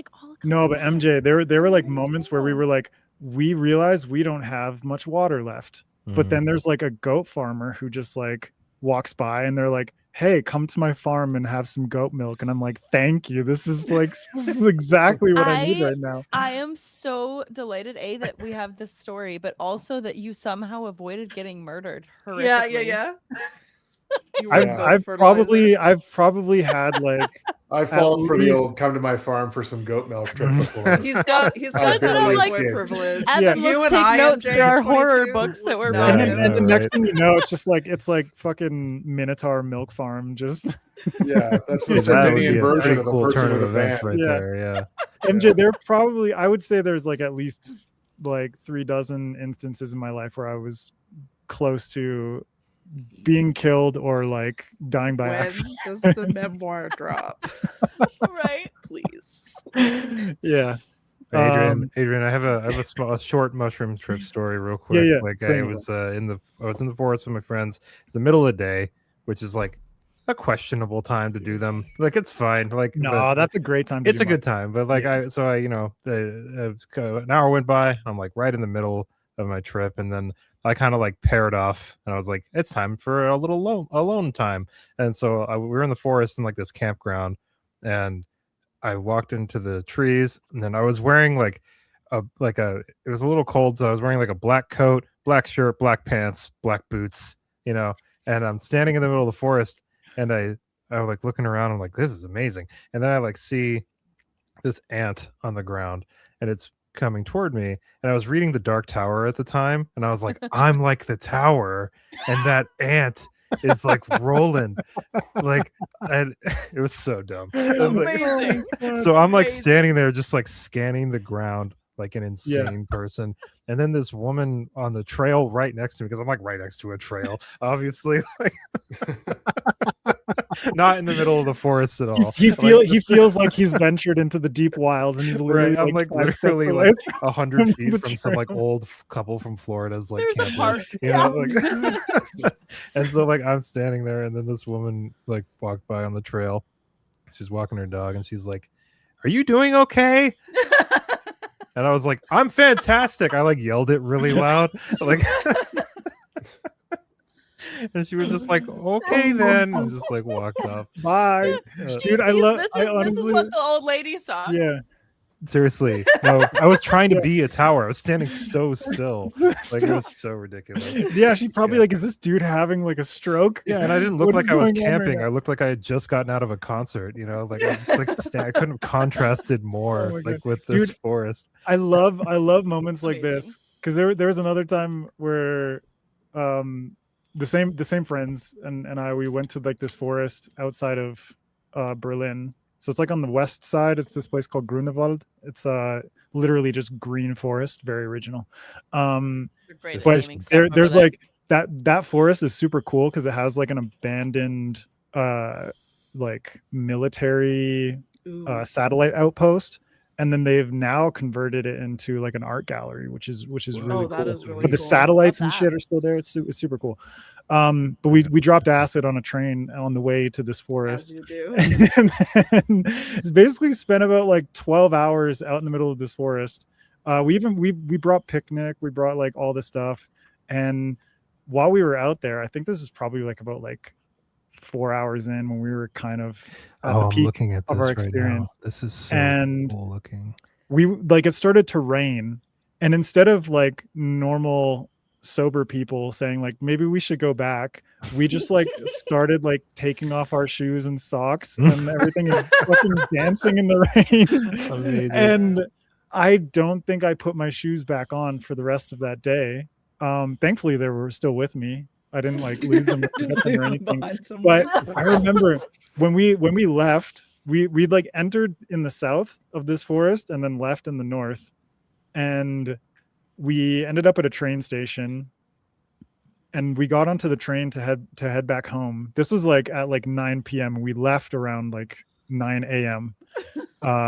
At the beginning of the day, and we were just sitting on the train. And I remember looking at myself and being like, I'm muddy as fuck. I am just like filthy. I am like so filthy. And then I look across from me, and I'm on the train, and I'm not wearing shoes, and my feet are covered in mud. And I look across from me, and there's 3 old German ladies, like the most like prim and proper old German ladies that you'd ever imagine. No. And 2 of them are scowling at me. So like, you know, they went home and they were like, the trains just they're not what they used to be. No, just the city. This city is not what it used to be. They, But the I middle. mean, So there German were two of ladies them in that were Berlin, they've scowling. seen some shit. Yeah, there were Like, two of them they that can were settle scowling at down. me. Yeah. So two of them were scowling at me, but the one in the middle, she was kind of like one of those like cute, pudgy old ladies. You know what I mean? You can just kind of picture one of those kinds of ladies. She looks at me and she's like, that's all She's the she one that does. seen some She shit. hits you with the Kevin James smile. Like, I'm like, girl, what have you done in your life that you Right. Yeah, done she that? knows. She knows. Oh my She god. fed you Amazing. immediately. Yeah. She's So- like game recognized game. Game recognized game. Yeah. And you know what she did afterwards though? She gave me that look and then she looked down at her feet and twiddled her and she just like Her little twiddled her toes. toe. Wow. And I Man, was just like, she's been there, you know? done that. She remembers She was like, I remember the Respect. freedom when I wasn't hanging out with these two fucking these two biddies. these two buzzkills. Amazing. Oh my god.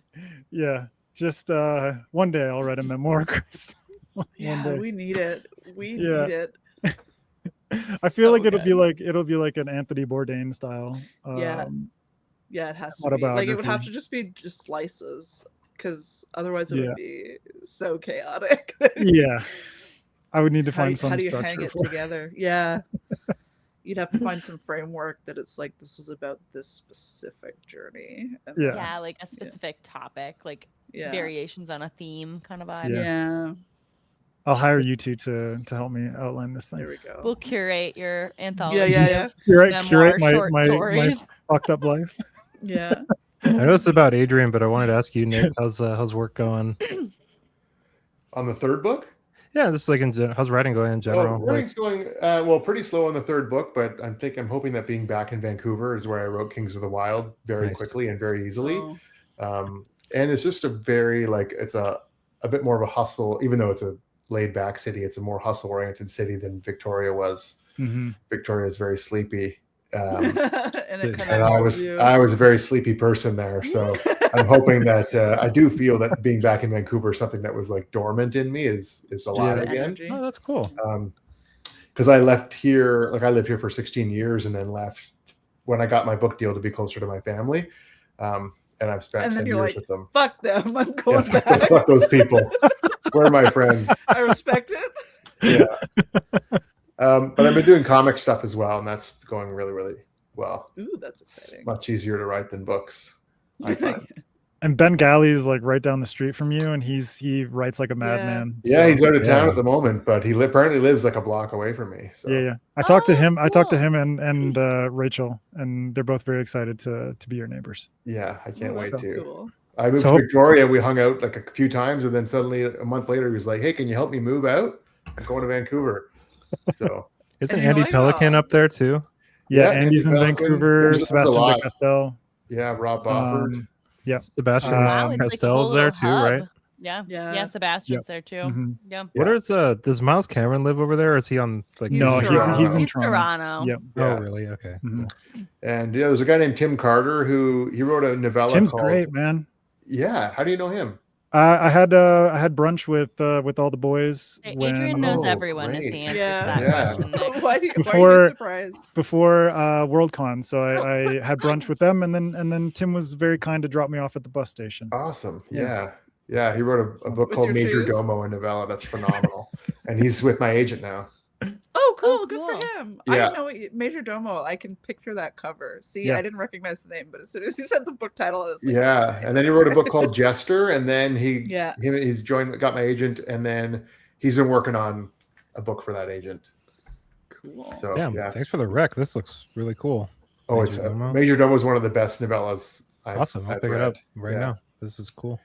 You know, it's also another great book if you haven't. Hit Kill me. All Wizards. No. I think it might have just came I've out. heard about that, or Oh, I've I seen think- it on Instagram or something. Yeah, like I was trying to think today. Like the Black Tongue Thief was like. Oh, my I favorite saw book. this cover. Hey, No, it's on this Kindle literally Unlimited, came out today, baby. man. Is it Yeah. the one by Jedediah Jedediah Barry? Barry. Yeah, Kill Yeah. All Wizards is the best thing I've read since the Black Tongue Thief. which was the best thing I'd read since Trader Bear Cormorant, which is the best thing I'd read since. I'm looking at it right now, and the blurb on the front says, "Hands down, the best thing I've read in years." Nicholas Eames. Yeah, there you go. Amazing. Like, and if you, I don't know if you've ever read like old Fritz Lieber stuff. Oh yeah. But it is that reborn. Amazing. Like, it is so full of wonderment and adventure and. Dude, this no, I'll read a Major Domo like great. soon. Like this is really and short. Major Domo's incredible. I love finding novellas on Kindle Unlimited. Like it's so you can just burn through them. Yeah. Like I read a couple David Sodergren books recently. It's like a indie horror author. He's really, really good. I'm reading Discworld right now. Oh, nice. Well, I mean, I've been reading it for years, but I'm reading it. Which Discworld books? So I just finished Sorcery. And now I'm on to Hogfather. Oh, Hogfather's great, man. Yeah, I'm kind of reading them a little bit out of order, like, but it's fine. Honestly, like this world really works. matter. Yeah. This world works that you can just kind of jump around a little bit, even if it's like, you know, hop from like, I don't know, guards to like one of the death books, and then just jump to something else. It doesn't really matter that much. I was just I made a little video, like a clip of my podcast talking about this with Chad, but we were just talking about how like Pratchett just has so much sauce, man. Like he's just my god, dude. It's just like every couple paragraphs, it's just like, dude, like how, like never even seen like that combination of words, and like how did you think about, like it's just like I'm kicking myself for like not being as sharp as this, like, you know, the whole time that I'm reading it. And then you watch interviews with him too, and he's like exactly the same. He's just like miles ahead of that interviewer. Just my god, man, he's so talented.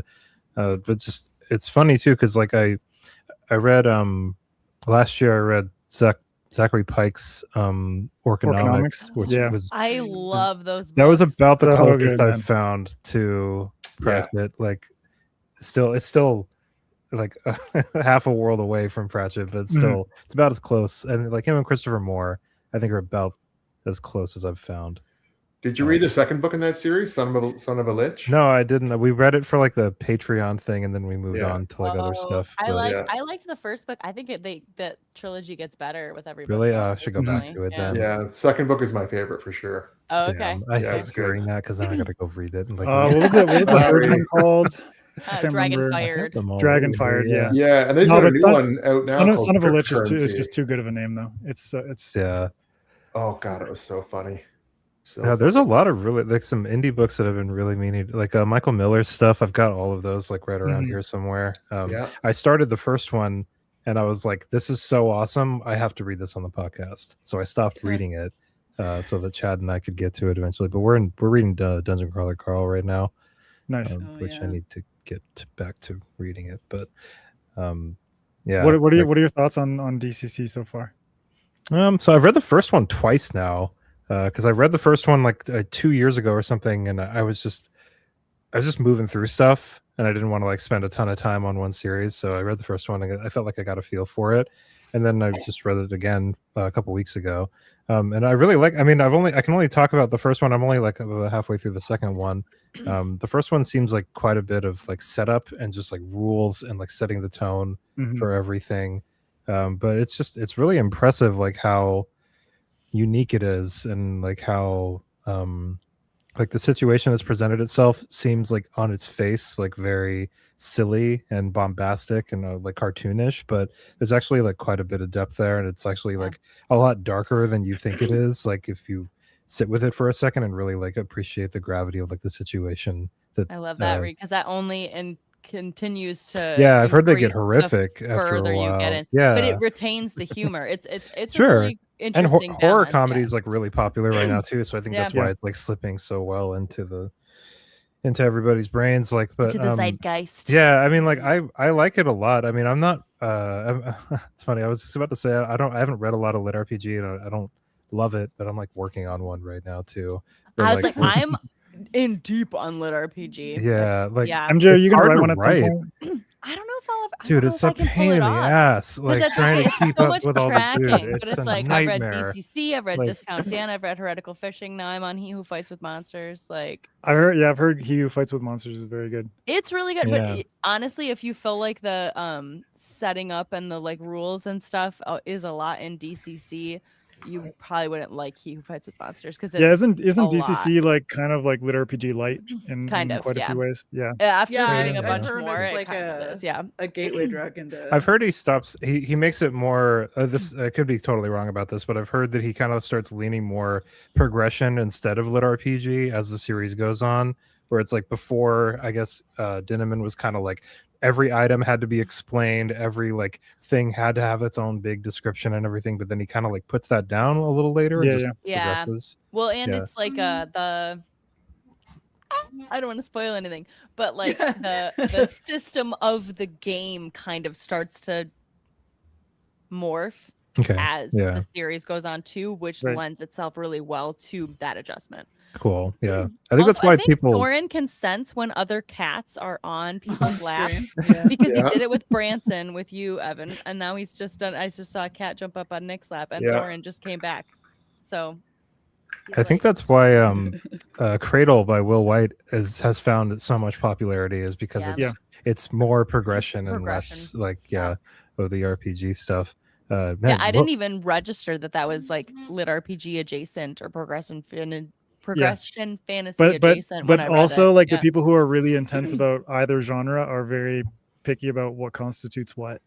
Oh, Whether it's Sure. progression. I mean, or that's why RPG. it's like people. I've been corrected so many times when I've said like I read this graphic novel, and someone will be like, "It's a fucking comic. It's not a graphic novel." And it's like, dude, oh my god, like I'm sorry, like I don't. I had to explain to someone the other day because it's just like I'm working on a graphic novel and they're just like, what is that compared to a comic? And I'm just like, it's like bougie comics. Yeah, I was going to ask you what the difference is because I sure I as know. hell don't Yeah, know. I mean- I couldn't. No, tell I you. mean, graphic basic- novels are basically- like single stories. Yeah, aren't yeah. they? Basically, Yeah, a graphic like- novel is a self-contained thing. Comics are issues, but in my mind, it's kind of like Huh. you know, a comic is usually paperback, or like even like the thinner, you know, if you're going like more issues, old yeah. school issue kind of style. But then like graphic novels are usually hardcover. But in my head, I'm just like one's bougie and another's more like, you know, For children.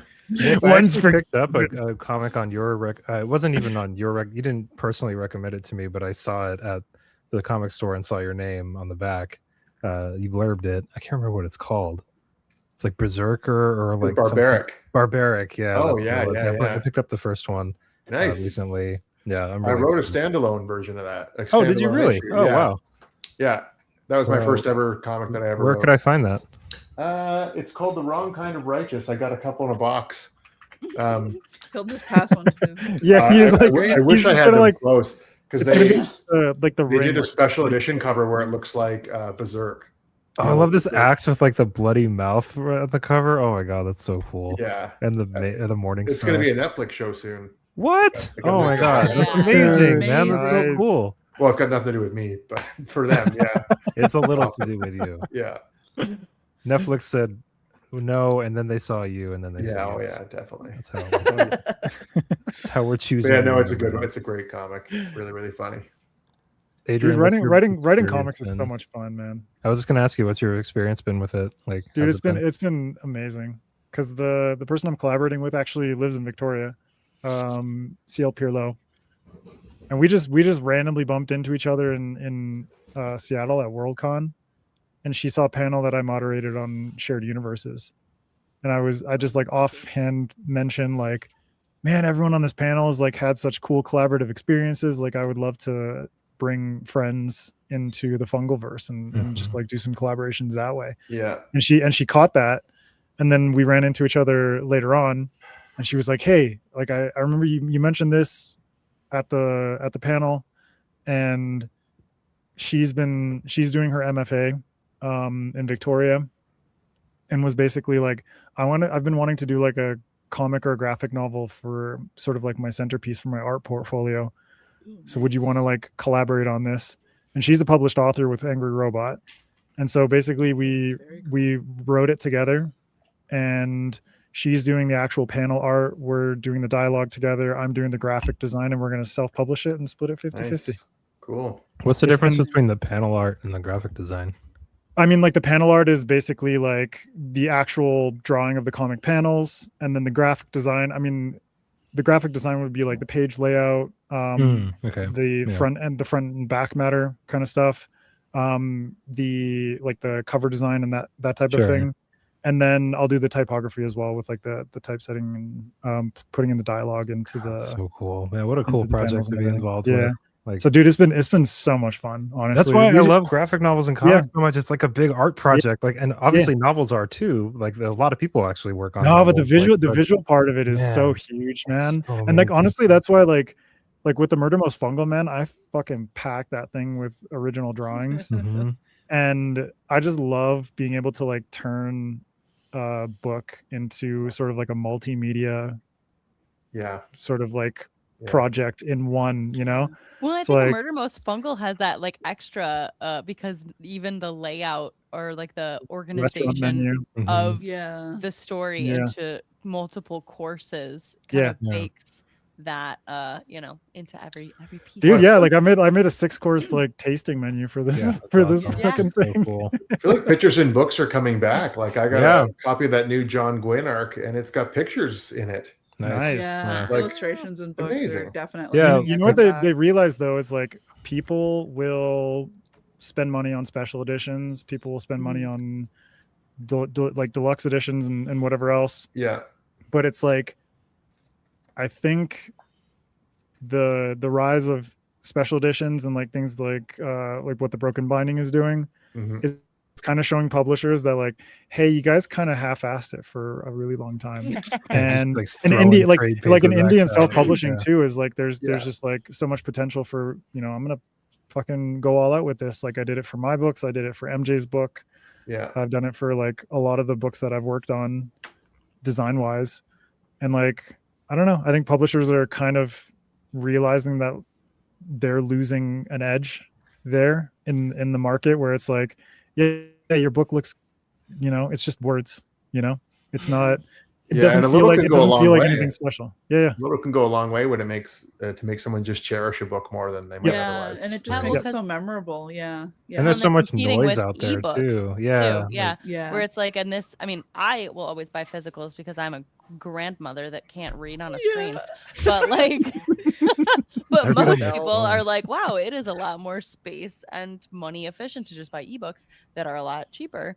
But if you have a special edition, you know what I mean, then it's a reason to get the physical, even just art in your paperbacks and stuff. I know, it's wild. Like I'm reading Lev Grossman's The Bright Sword right now. It's like that big giant one he just put out. It's like is that like the King Arthur it's post Arthurian. It's good. I like it a lot.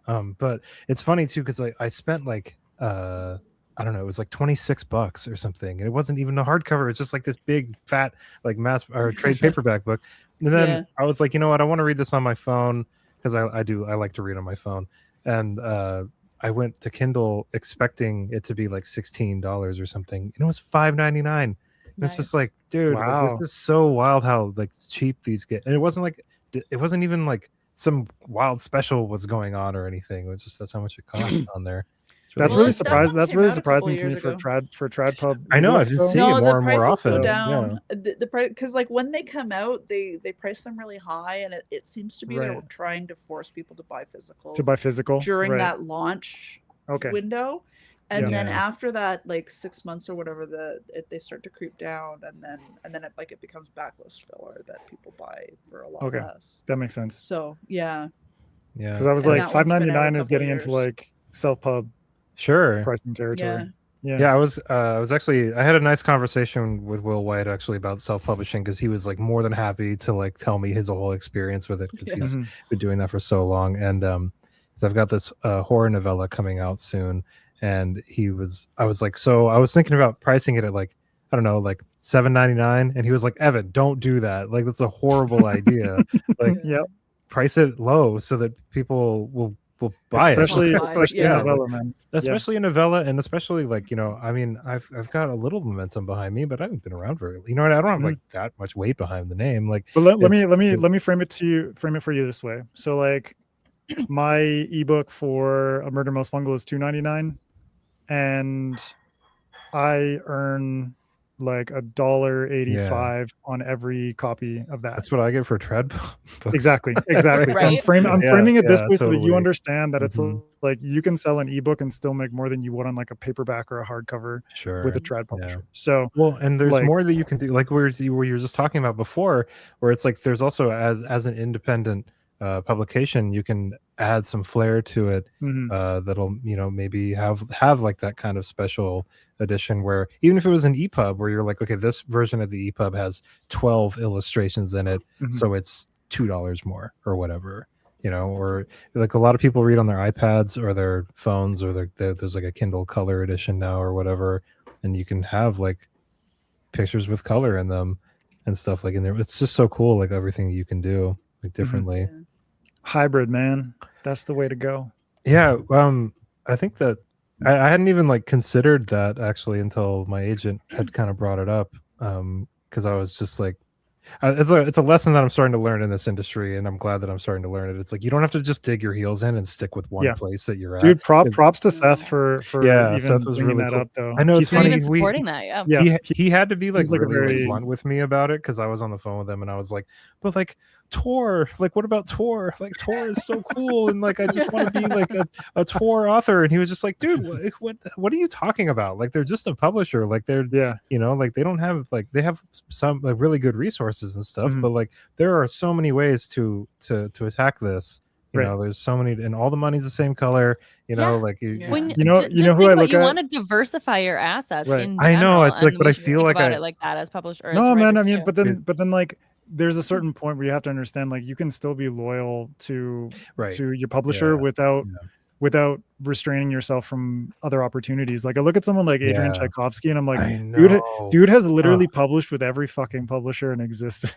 I was just talking to my editor about Adrian and he's done some Tchaikovsky, like, self-publishing stuff. So it's like there's it's so many wild, man. That guy is 2 centipedes in a trench coat. Like I don't know how the with a goatee that guy writes so much, man. Like it is with a with fabulous so goatee. wild. fabulous goatee and It- fabulous He's not, eyebrows. he's not only writing like a ton and publishing a ton, it's all really great. good. It's all Good. really, really good. It's like there's a bar for quality that he keeps. Like every Adrian Tchaikovsky book I've read, I've been like, damn, man.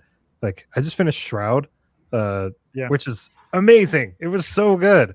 Dude, like, I've got a copy of it just like on my TBR. sitting Adrian, on the I think shelf. you specifically would adore. Oh, this like I book. know, man. Like, Adrian, oh my Adrian God. is my fucking idol. Like, Dude, it's just like the way that he thinks up, like just it's like he'll take like a, you know, the idea of like a little probe like crash landing on a planet. Like how many times has that been done? You know, like it's not that different at all. And he like finds this way to like completely like catapult it way out of anything you would ever think of. And oh my God, it's so good. Yeah, it's so damn good. That's why I was like, man, getting a blurb from Tchaikovsky was like, that was so cool, a career high, you know.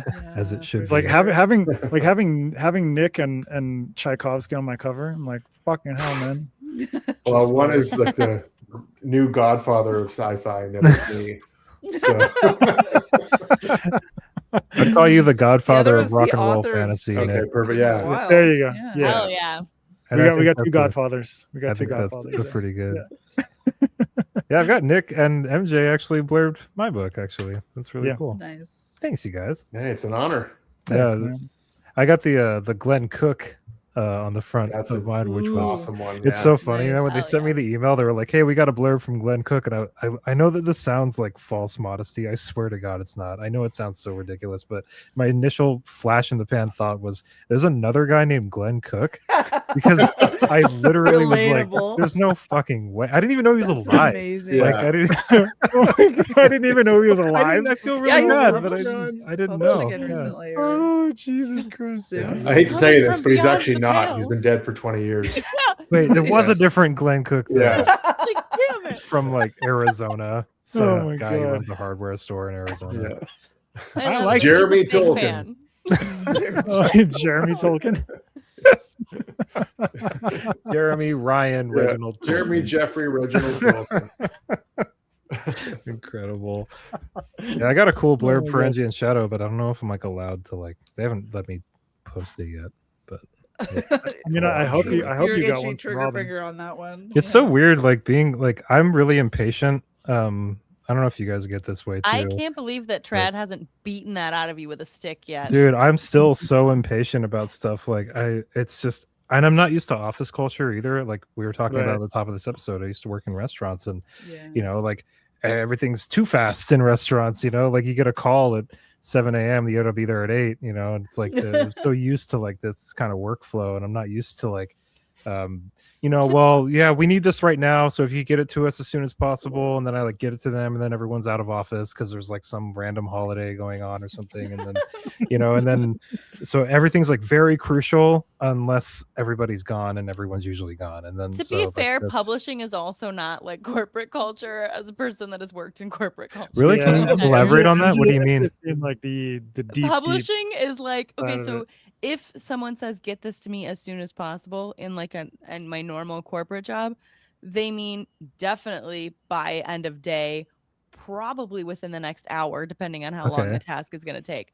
Publishing, that means by Christmas. Like Really? Because I've been like hammering stuff back as fast as possible. no. Okay, for That's the why You must author, think I'm a for the just dork. slow the fuck down, Yeah, man. for the author, Look it's at still this like dork. you still need to be like as quick as possible. But like for Sure. if I email someone at my day job and I don't hear back from them within like 2 business days, I'm pestering them again. And if it's an Sure. urgent task or something I'm anxious about, I'm pestering them by EOD if I haven't heard anything. Publishing, I wait a month probably. I have before noticed it's I have very glacial. my Yeah. agent ping them again because I'm like, okay, did the email go into a volcano? Like, where is it? So yeah, The it's the data center, in fact, fell into a volcano. So There is like a certain bureaucracy to the trad side that yeah. I've kind So of that's noticed. the thing. Like, It's a kind of, but you're like very used to like way hyper fast, and publishing is even me coming from working in corporate America for close to a decade before I got into publishing. It was a glacial pace for me, so I can It's only wild. imagine. no, it's like I'm astounded sometimes. I'm like, I don't know. I thought that this was important, and then like I'm like apologizing to people, you know, like, Yeah. oh, I'm sorry. And they're like, And- "What?" Yeah, like, what? I was Out of office. a lot of Yeah. out I'll of respond to your We have- apology next we month. have summer Fridays. We don't work at all on Fridays for all of summer. dude, Well, I I try learned, to I learned remember- this. I learned this so fast, just like from podcasting. I'm like, okay, dealing with publicists and stuff, Mhm. and it's like, okay, I'll literally, I have received an email from someone, and it was a very simple thing to respond to, so I responded right away, and still got an out of office email. From the person who literally I know, fucking it's like, emailed you did like a 5 ghost minutes send ago. this to you? Like, Yeah. it's Yeah. so weird. Yeah, Probably man. they scheduled that email to send while they were out of office, not expecting a response. You're laughing. I'm 100%. Oh my god! 100%. I mean it. Where they're like, "Oh, I'll Who schedule the these to fuck send on schedules Monday." emails? Jesus It Christ. was a I'm in the it was moment, something I man. really I'm had to in the like moment. kind of square with, like when because I got kind of tossed into the deep end in the trad publishing area, and like I wasn't used to it, and so like I would find myself getting really anxious about waiting for people to get back to me about things, and then finally I was just like, okay, like just work, you know, Yeah. like just write, work, right. do the other things you need to do, like you know, it's sometimes it honestly feels like, you know, that feeling when you're waiting for a text from somebody that you kind of like, and you know, you haven't really started a relationship yet, and you're just like, oh man, like I hope that they like me. Like I felt like that, like while I was talking to my fucking agent sometimes. I was like, am I being annoying? Like, am I texting too much? Valid. Am I responding too fast? So you know, valid. like so Do I ridiculous. double Yeah. email? Like, Double email, double text. It's cool though. I'm not a Evan, dork anymore. I'm just gonna say, man, that's adorable. Yeah. Oh, thank you. I am man. pretty adorable. Yeah. You are adorable, dude. I have got that going for me. I kind of look like I got stuck in a pizza factory for a few months, but it's cool. And Oh, Cool. man. Still adorable. I don't know like what is involved in getting stuck in a pizza factory. I'll find For my that way in long. there, man. Yeah. No, but like, Don't what do you you worry. like? Where do you sleep at night? Like, what's going On on? Do they just wake pizzas. up and they're like, oh, the pepperoni's pizzas. gone. Where did it Oh go? God! I'm Like a On bed the of go, pizza. it's very soft. Oh my Yeah, God, it's dude. great. Could you imagine just like a bed made out of pizza dough? Yeah, I literally can't imagine that. Adrian. Yeah. I'm actively We're all Like, I'm authors doing here, it Adrian. right now. Yeah. Oh my There's God. no Without problem. with the sauce and everything. No. I have a first draft on my computer kicking around. Of I called it a Song of Slice and Fire, and it's Slice and Fire. basically Legends and Lattes, but with a pizza shop.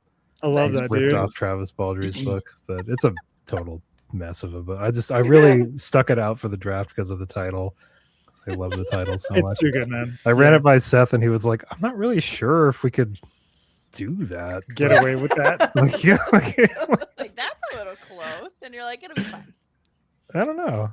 I feel like legally there's a It's lot of loopholes satire, for it's that, right? fine. Yeah, I agree. yeah. Yeah, I thank mean, you. I mean, like cannot copyright copyright a with title. copyright can't- with title yeah. is very, very loose. But I feel like George has enough of a I was gonna a say, yeah. lawyer engine behind Well, him. and Right, even I'd love if to it- meet him. Go even ahead if and it's sue me, not a George. copyright thing, it might be like a, you know. Are you gonna shake? No, his there- hand there- there's anytime like in the a- future. There's a very blurry line between like, okay, this infringes on copyright, but this is like almost I mean, in your case, it kind of I think it kind of gets into like it gets into the satire part of it where it's like it's a very gray area.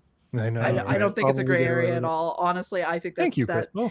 I think, especially Crystal's if the just like, plot, no. Thank you, my new lawyer. You're going to Crystal. bat. Yeah. Yeah, thank you. if the Appreciate it. plot is totally different from A Song of Ice and Yeah, Fire, I don't then have, it would like- be 100%. Yeah, I don't have like satire, raw 'cause, and like, snow. Like Yeah. Like, it's Ron not- Snow. yeah.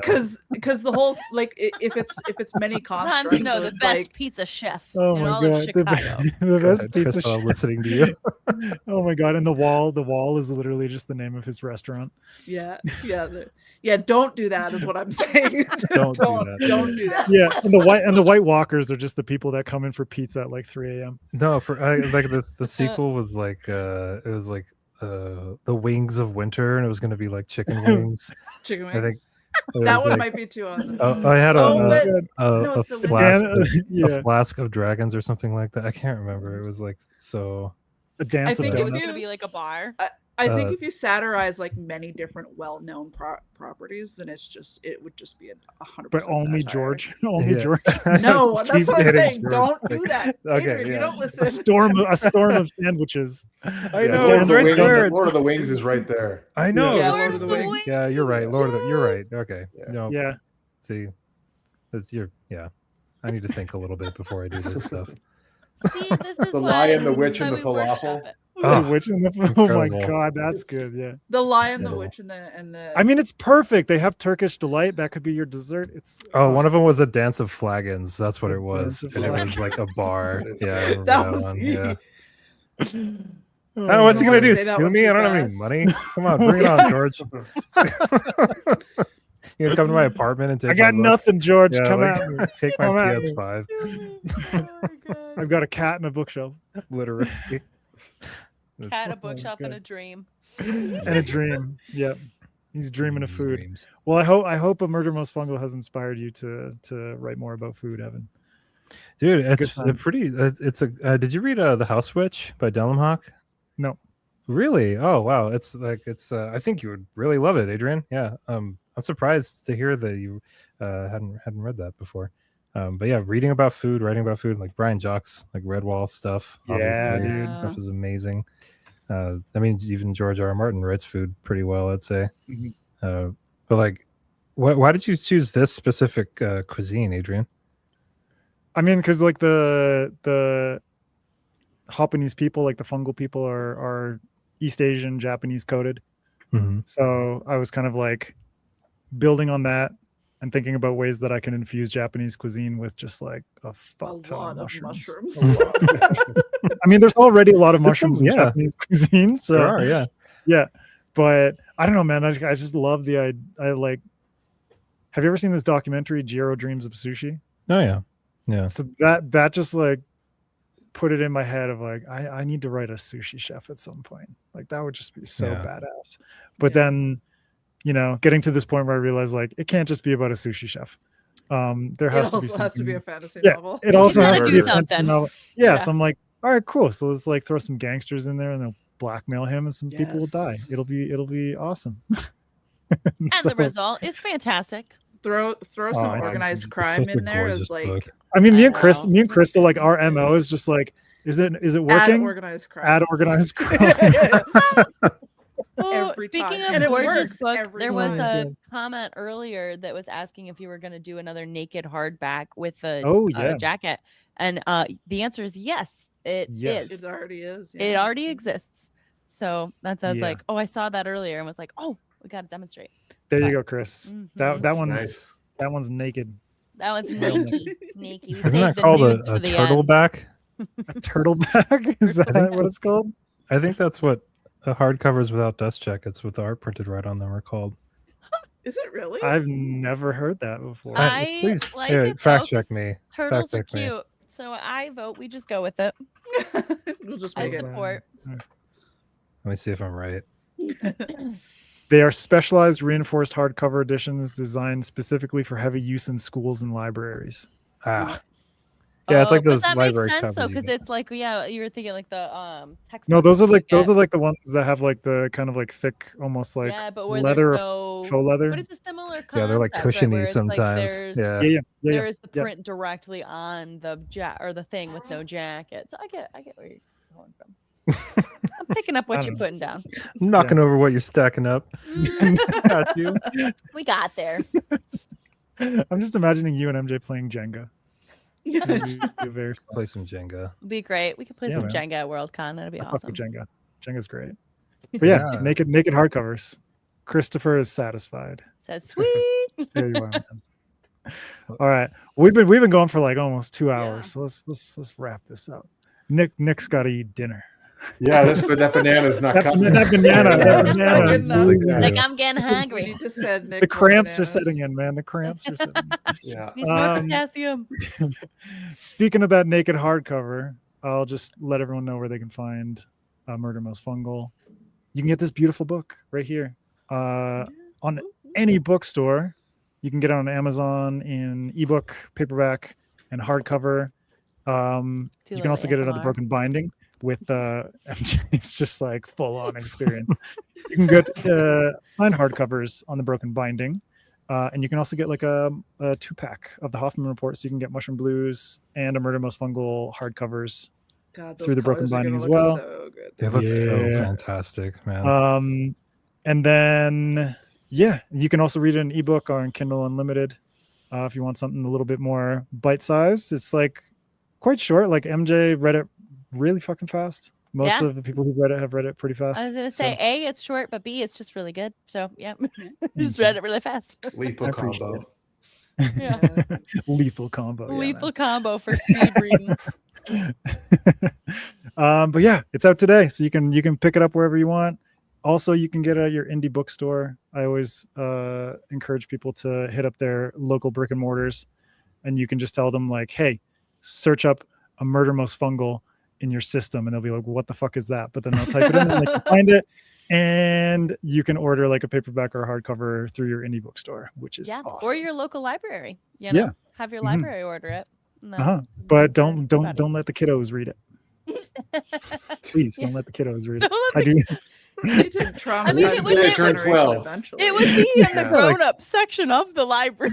You never know, man. There are some librarians who are like, "Here, man, check this one out." Like a guy with mushrooms on his head. Let's ignore the bloody knife. Let's put this in the children. Yeah, there's gonna be like some fucking stoner librarian who's just like, "Check this out, Jimmy," or like whoever the fuck it is. Jimmy, you know? Picture all the librarians Jeremy that Tolkien, you're I gonna ever like knew this in my one. life. They were all like 60-year-old women. Oh my god. Stone. I love just a stoner librarian. That would be a fun story, actually. Like it would be like a stoner librarian who like the library is actually like a portal into the multiverse or something. I don't know. Anyways, or they believe it is. Or they believe it is. Or they were dead the whole time. Yeah. I'm still on that Or beach they're in lying Sardinia. on a beach, high on... They're still on the island. Still on the island. Nibbling was on that their like bones. was that like my fucking Lost? Was like Sardinia my version of Lost? Yeah. Jesus maybe. Smoke monsters and everything. So you can go pick up A Murder Most Fungal today. I really appreciate you all and your support. Congratulations, Adrian. This is huge. Yeah. So Yeah, cool. way I'm to so go, happy buddy. for you, man. Thank you. It's the third book that's really difficult. Just kidding. Yeah, can confirm. You're setting the bar high, Nick. Anyone can write 2 books. I appreciate your self-deprecation. Buddy. Yeah, I'm a Um, master. you are I'm the Adrian Tchaikovsky of self-deprecation. of self-deprecation. Yeah. There you go. Yeah. You got to grow your eyebrows out a little bit. Yeah. All right, I'll let everyone go around. They can tell the folks where they can find them. Nick, you can go first. Just Instagram. I don't use much else. The Book of long, Eames. long gone from Twitter. Yeah, Book of Eames on Instagram. If you like pictures of books, you're gonna love it. He does take good pictures of books, although he doesn't have his like nice sewing desk anymore. Yeah, it's true, but I'll find something. Yeah, you'll find something, man. Yeah, Evan, what about you, bud? Oh yeah, you can find me on Instagram at Book Reviews Kill, and you can just type in my name, and it'll be on there. Pretty And go get easy. Angie Kills King.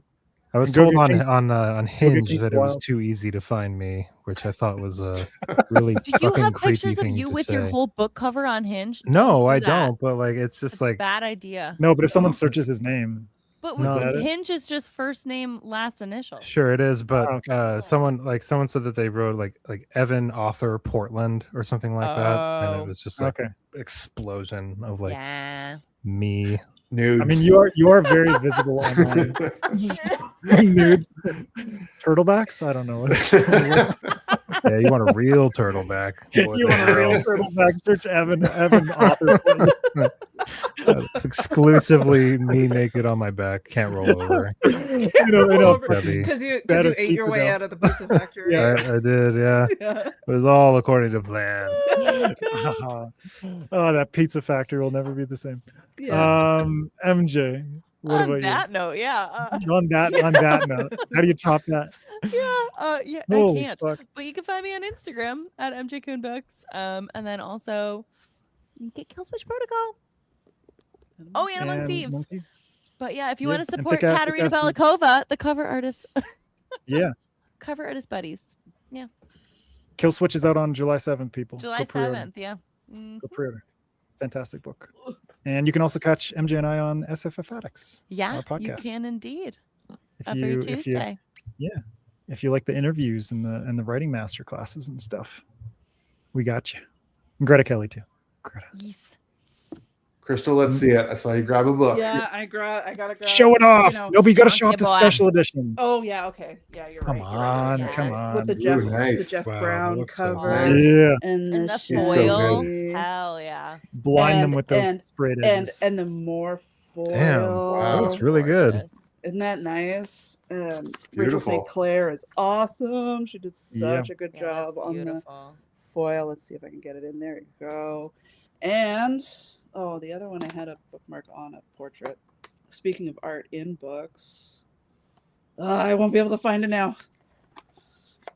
On the dummy copy, I was really smart and I put the ribbon bookmark on, like, where the main character's portrait is. There it is. I found it. Hell So yeah. there we go. Interior art. And ribbon bookmark, apparently. And ribbon bookmark, yeah. Yeah.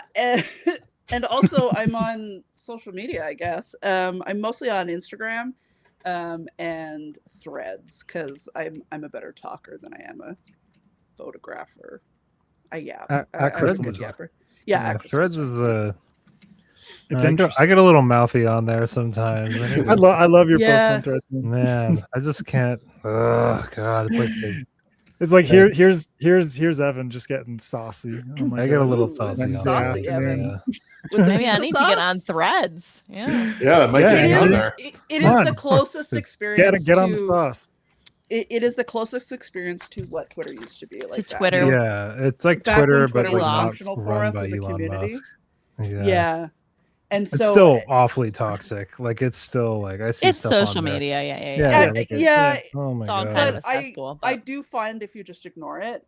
Yeah, you can click like don't show me. No, this. well, No, that's just why don't- I just always scroll really past it. liked Yeah. Twitter, Yeah. and then I never understood why people said it was a hell site until I had like a couple tweets go Yeah, major every now viral, and then, and I got yeah. sucked out of my little corner, and I was like, Mhm. Yeah, oh, I get it. Oh, it's an now. actual I cesspool. see Yeah, it now. Yeah, Yeah, and- yeah. So yeah, if you stay in your little circles, then it can be fine. I'm just gonna And linger in I've the just- shadows where I'm I've been comfortable. on Yeah, Threads just lurk. long Love enough it. now Yeah, man. that I've built that for my algorithm where I get like people that I know mostly, book Mhm. news mostly, and the occasional music news because I am a human of many tastes. So yeah, Threads is the closest to the way that the Twitter experience used to be now. So that's where I've set up camp. So yeah, and I've got Cool.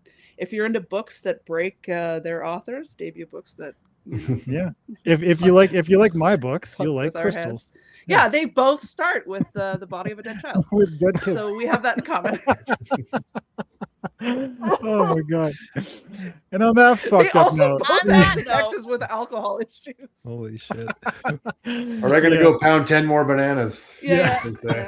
yeah, Nick's gonna get on his OnlyFans. They're gonna have a great time. yeah. You He's can gotta get find that me Vancouver at money Adrian now. M. Gibson. You can on all the socials, but Instagram's my jam. And you can follow. You can check out my website, adrianmgibson.com, for all the links to all my stuff, book design, books, Yeah. social medias, all the things.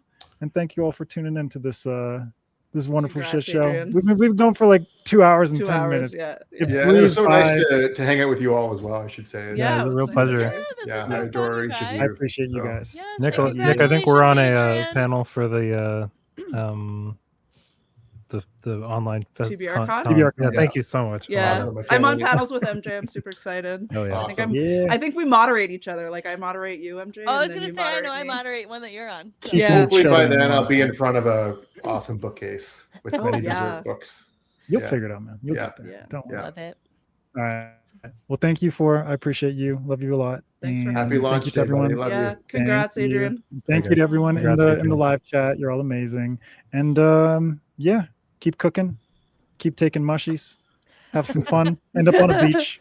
You'll have a Do great time. drugs, kids. Do drugs. Peace. Bye, everybody. All right. Bye, everyone.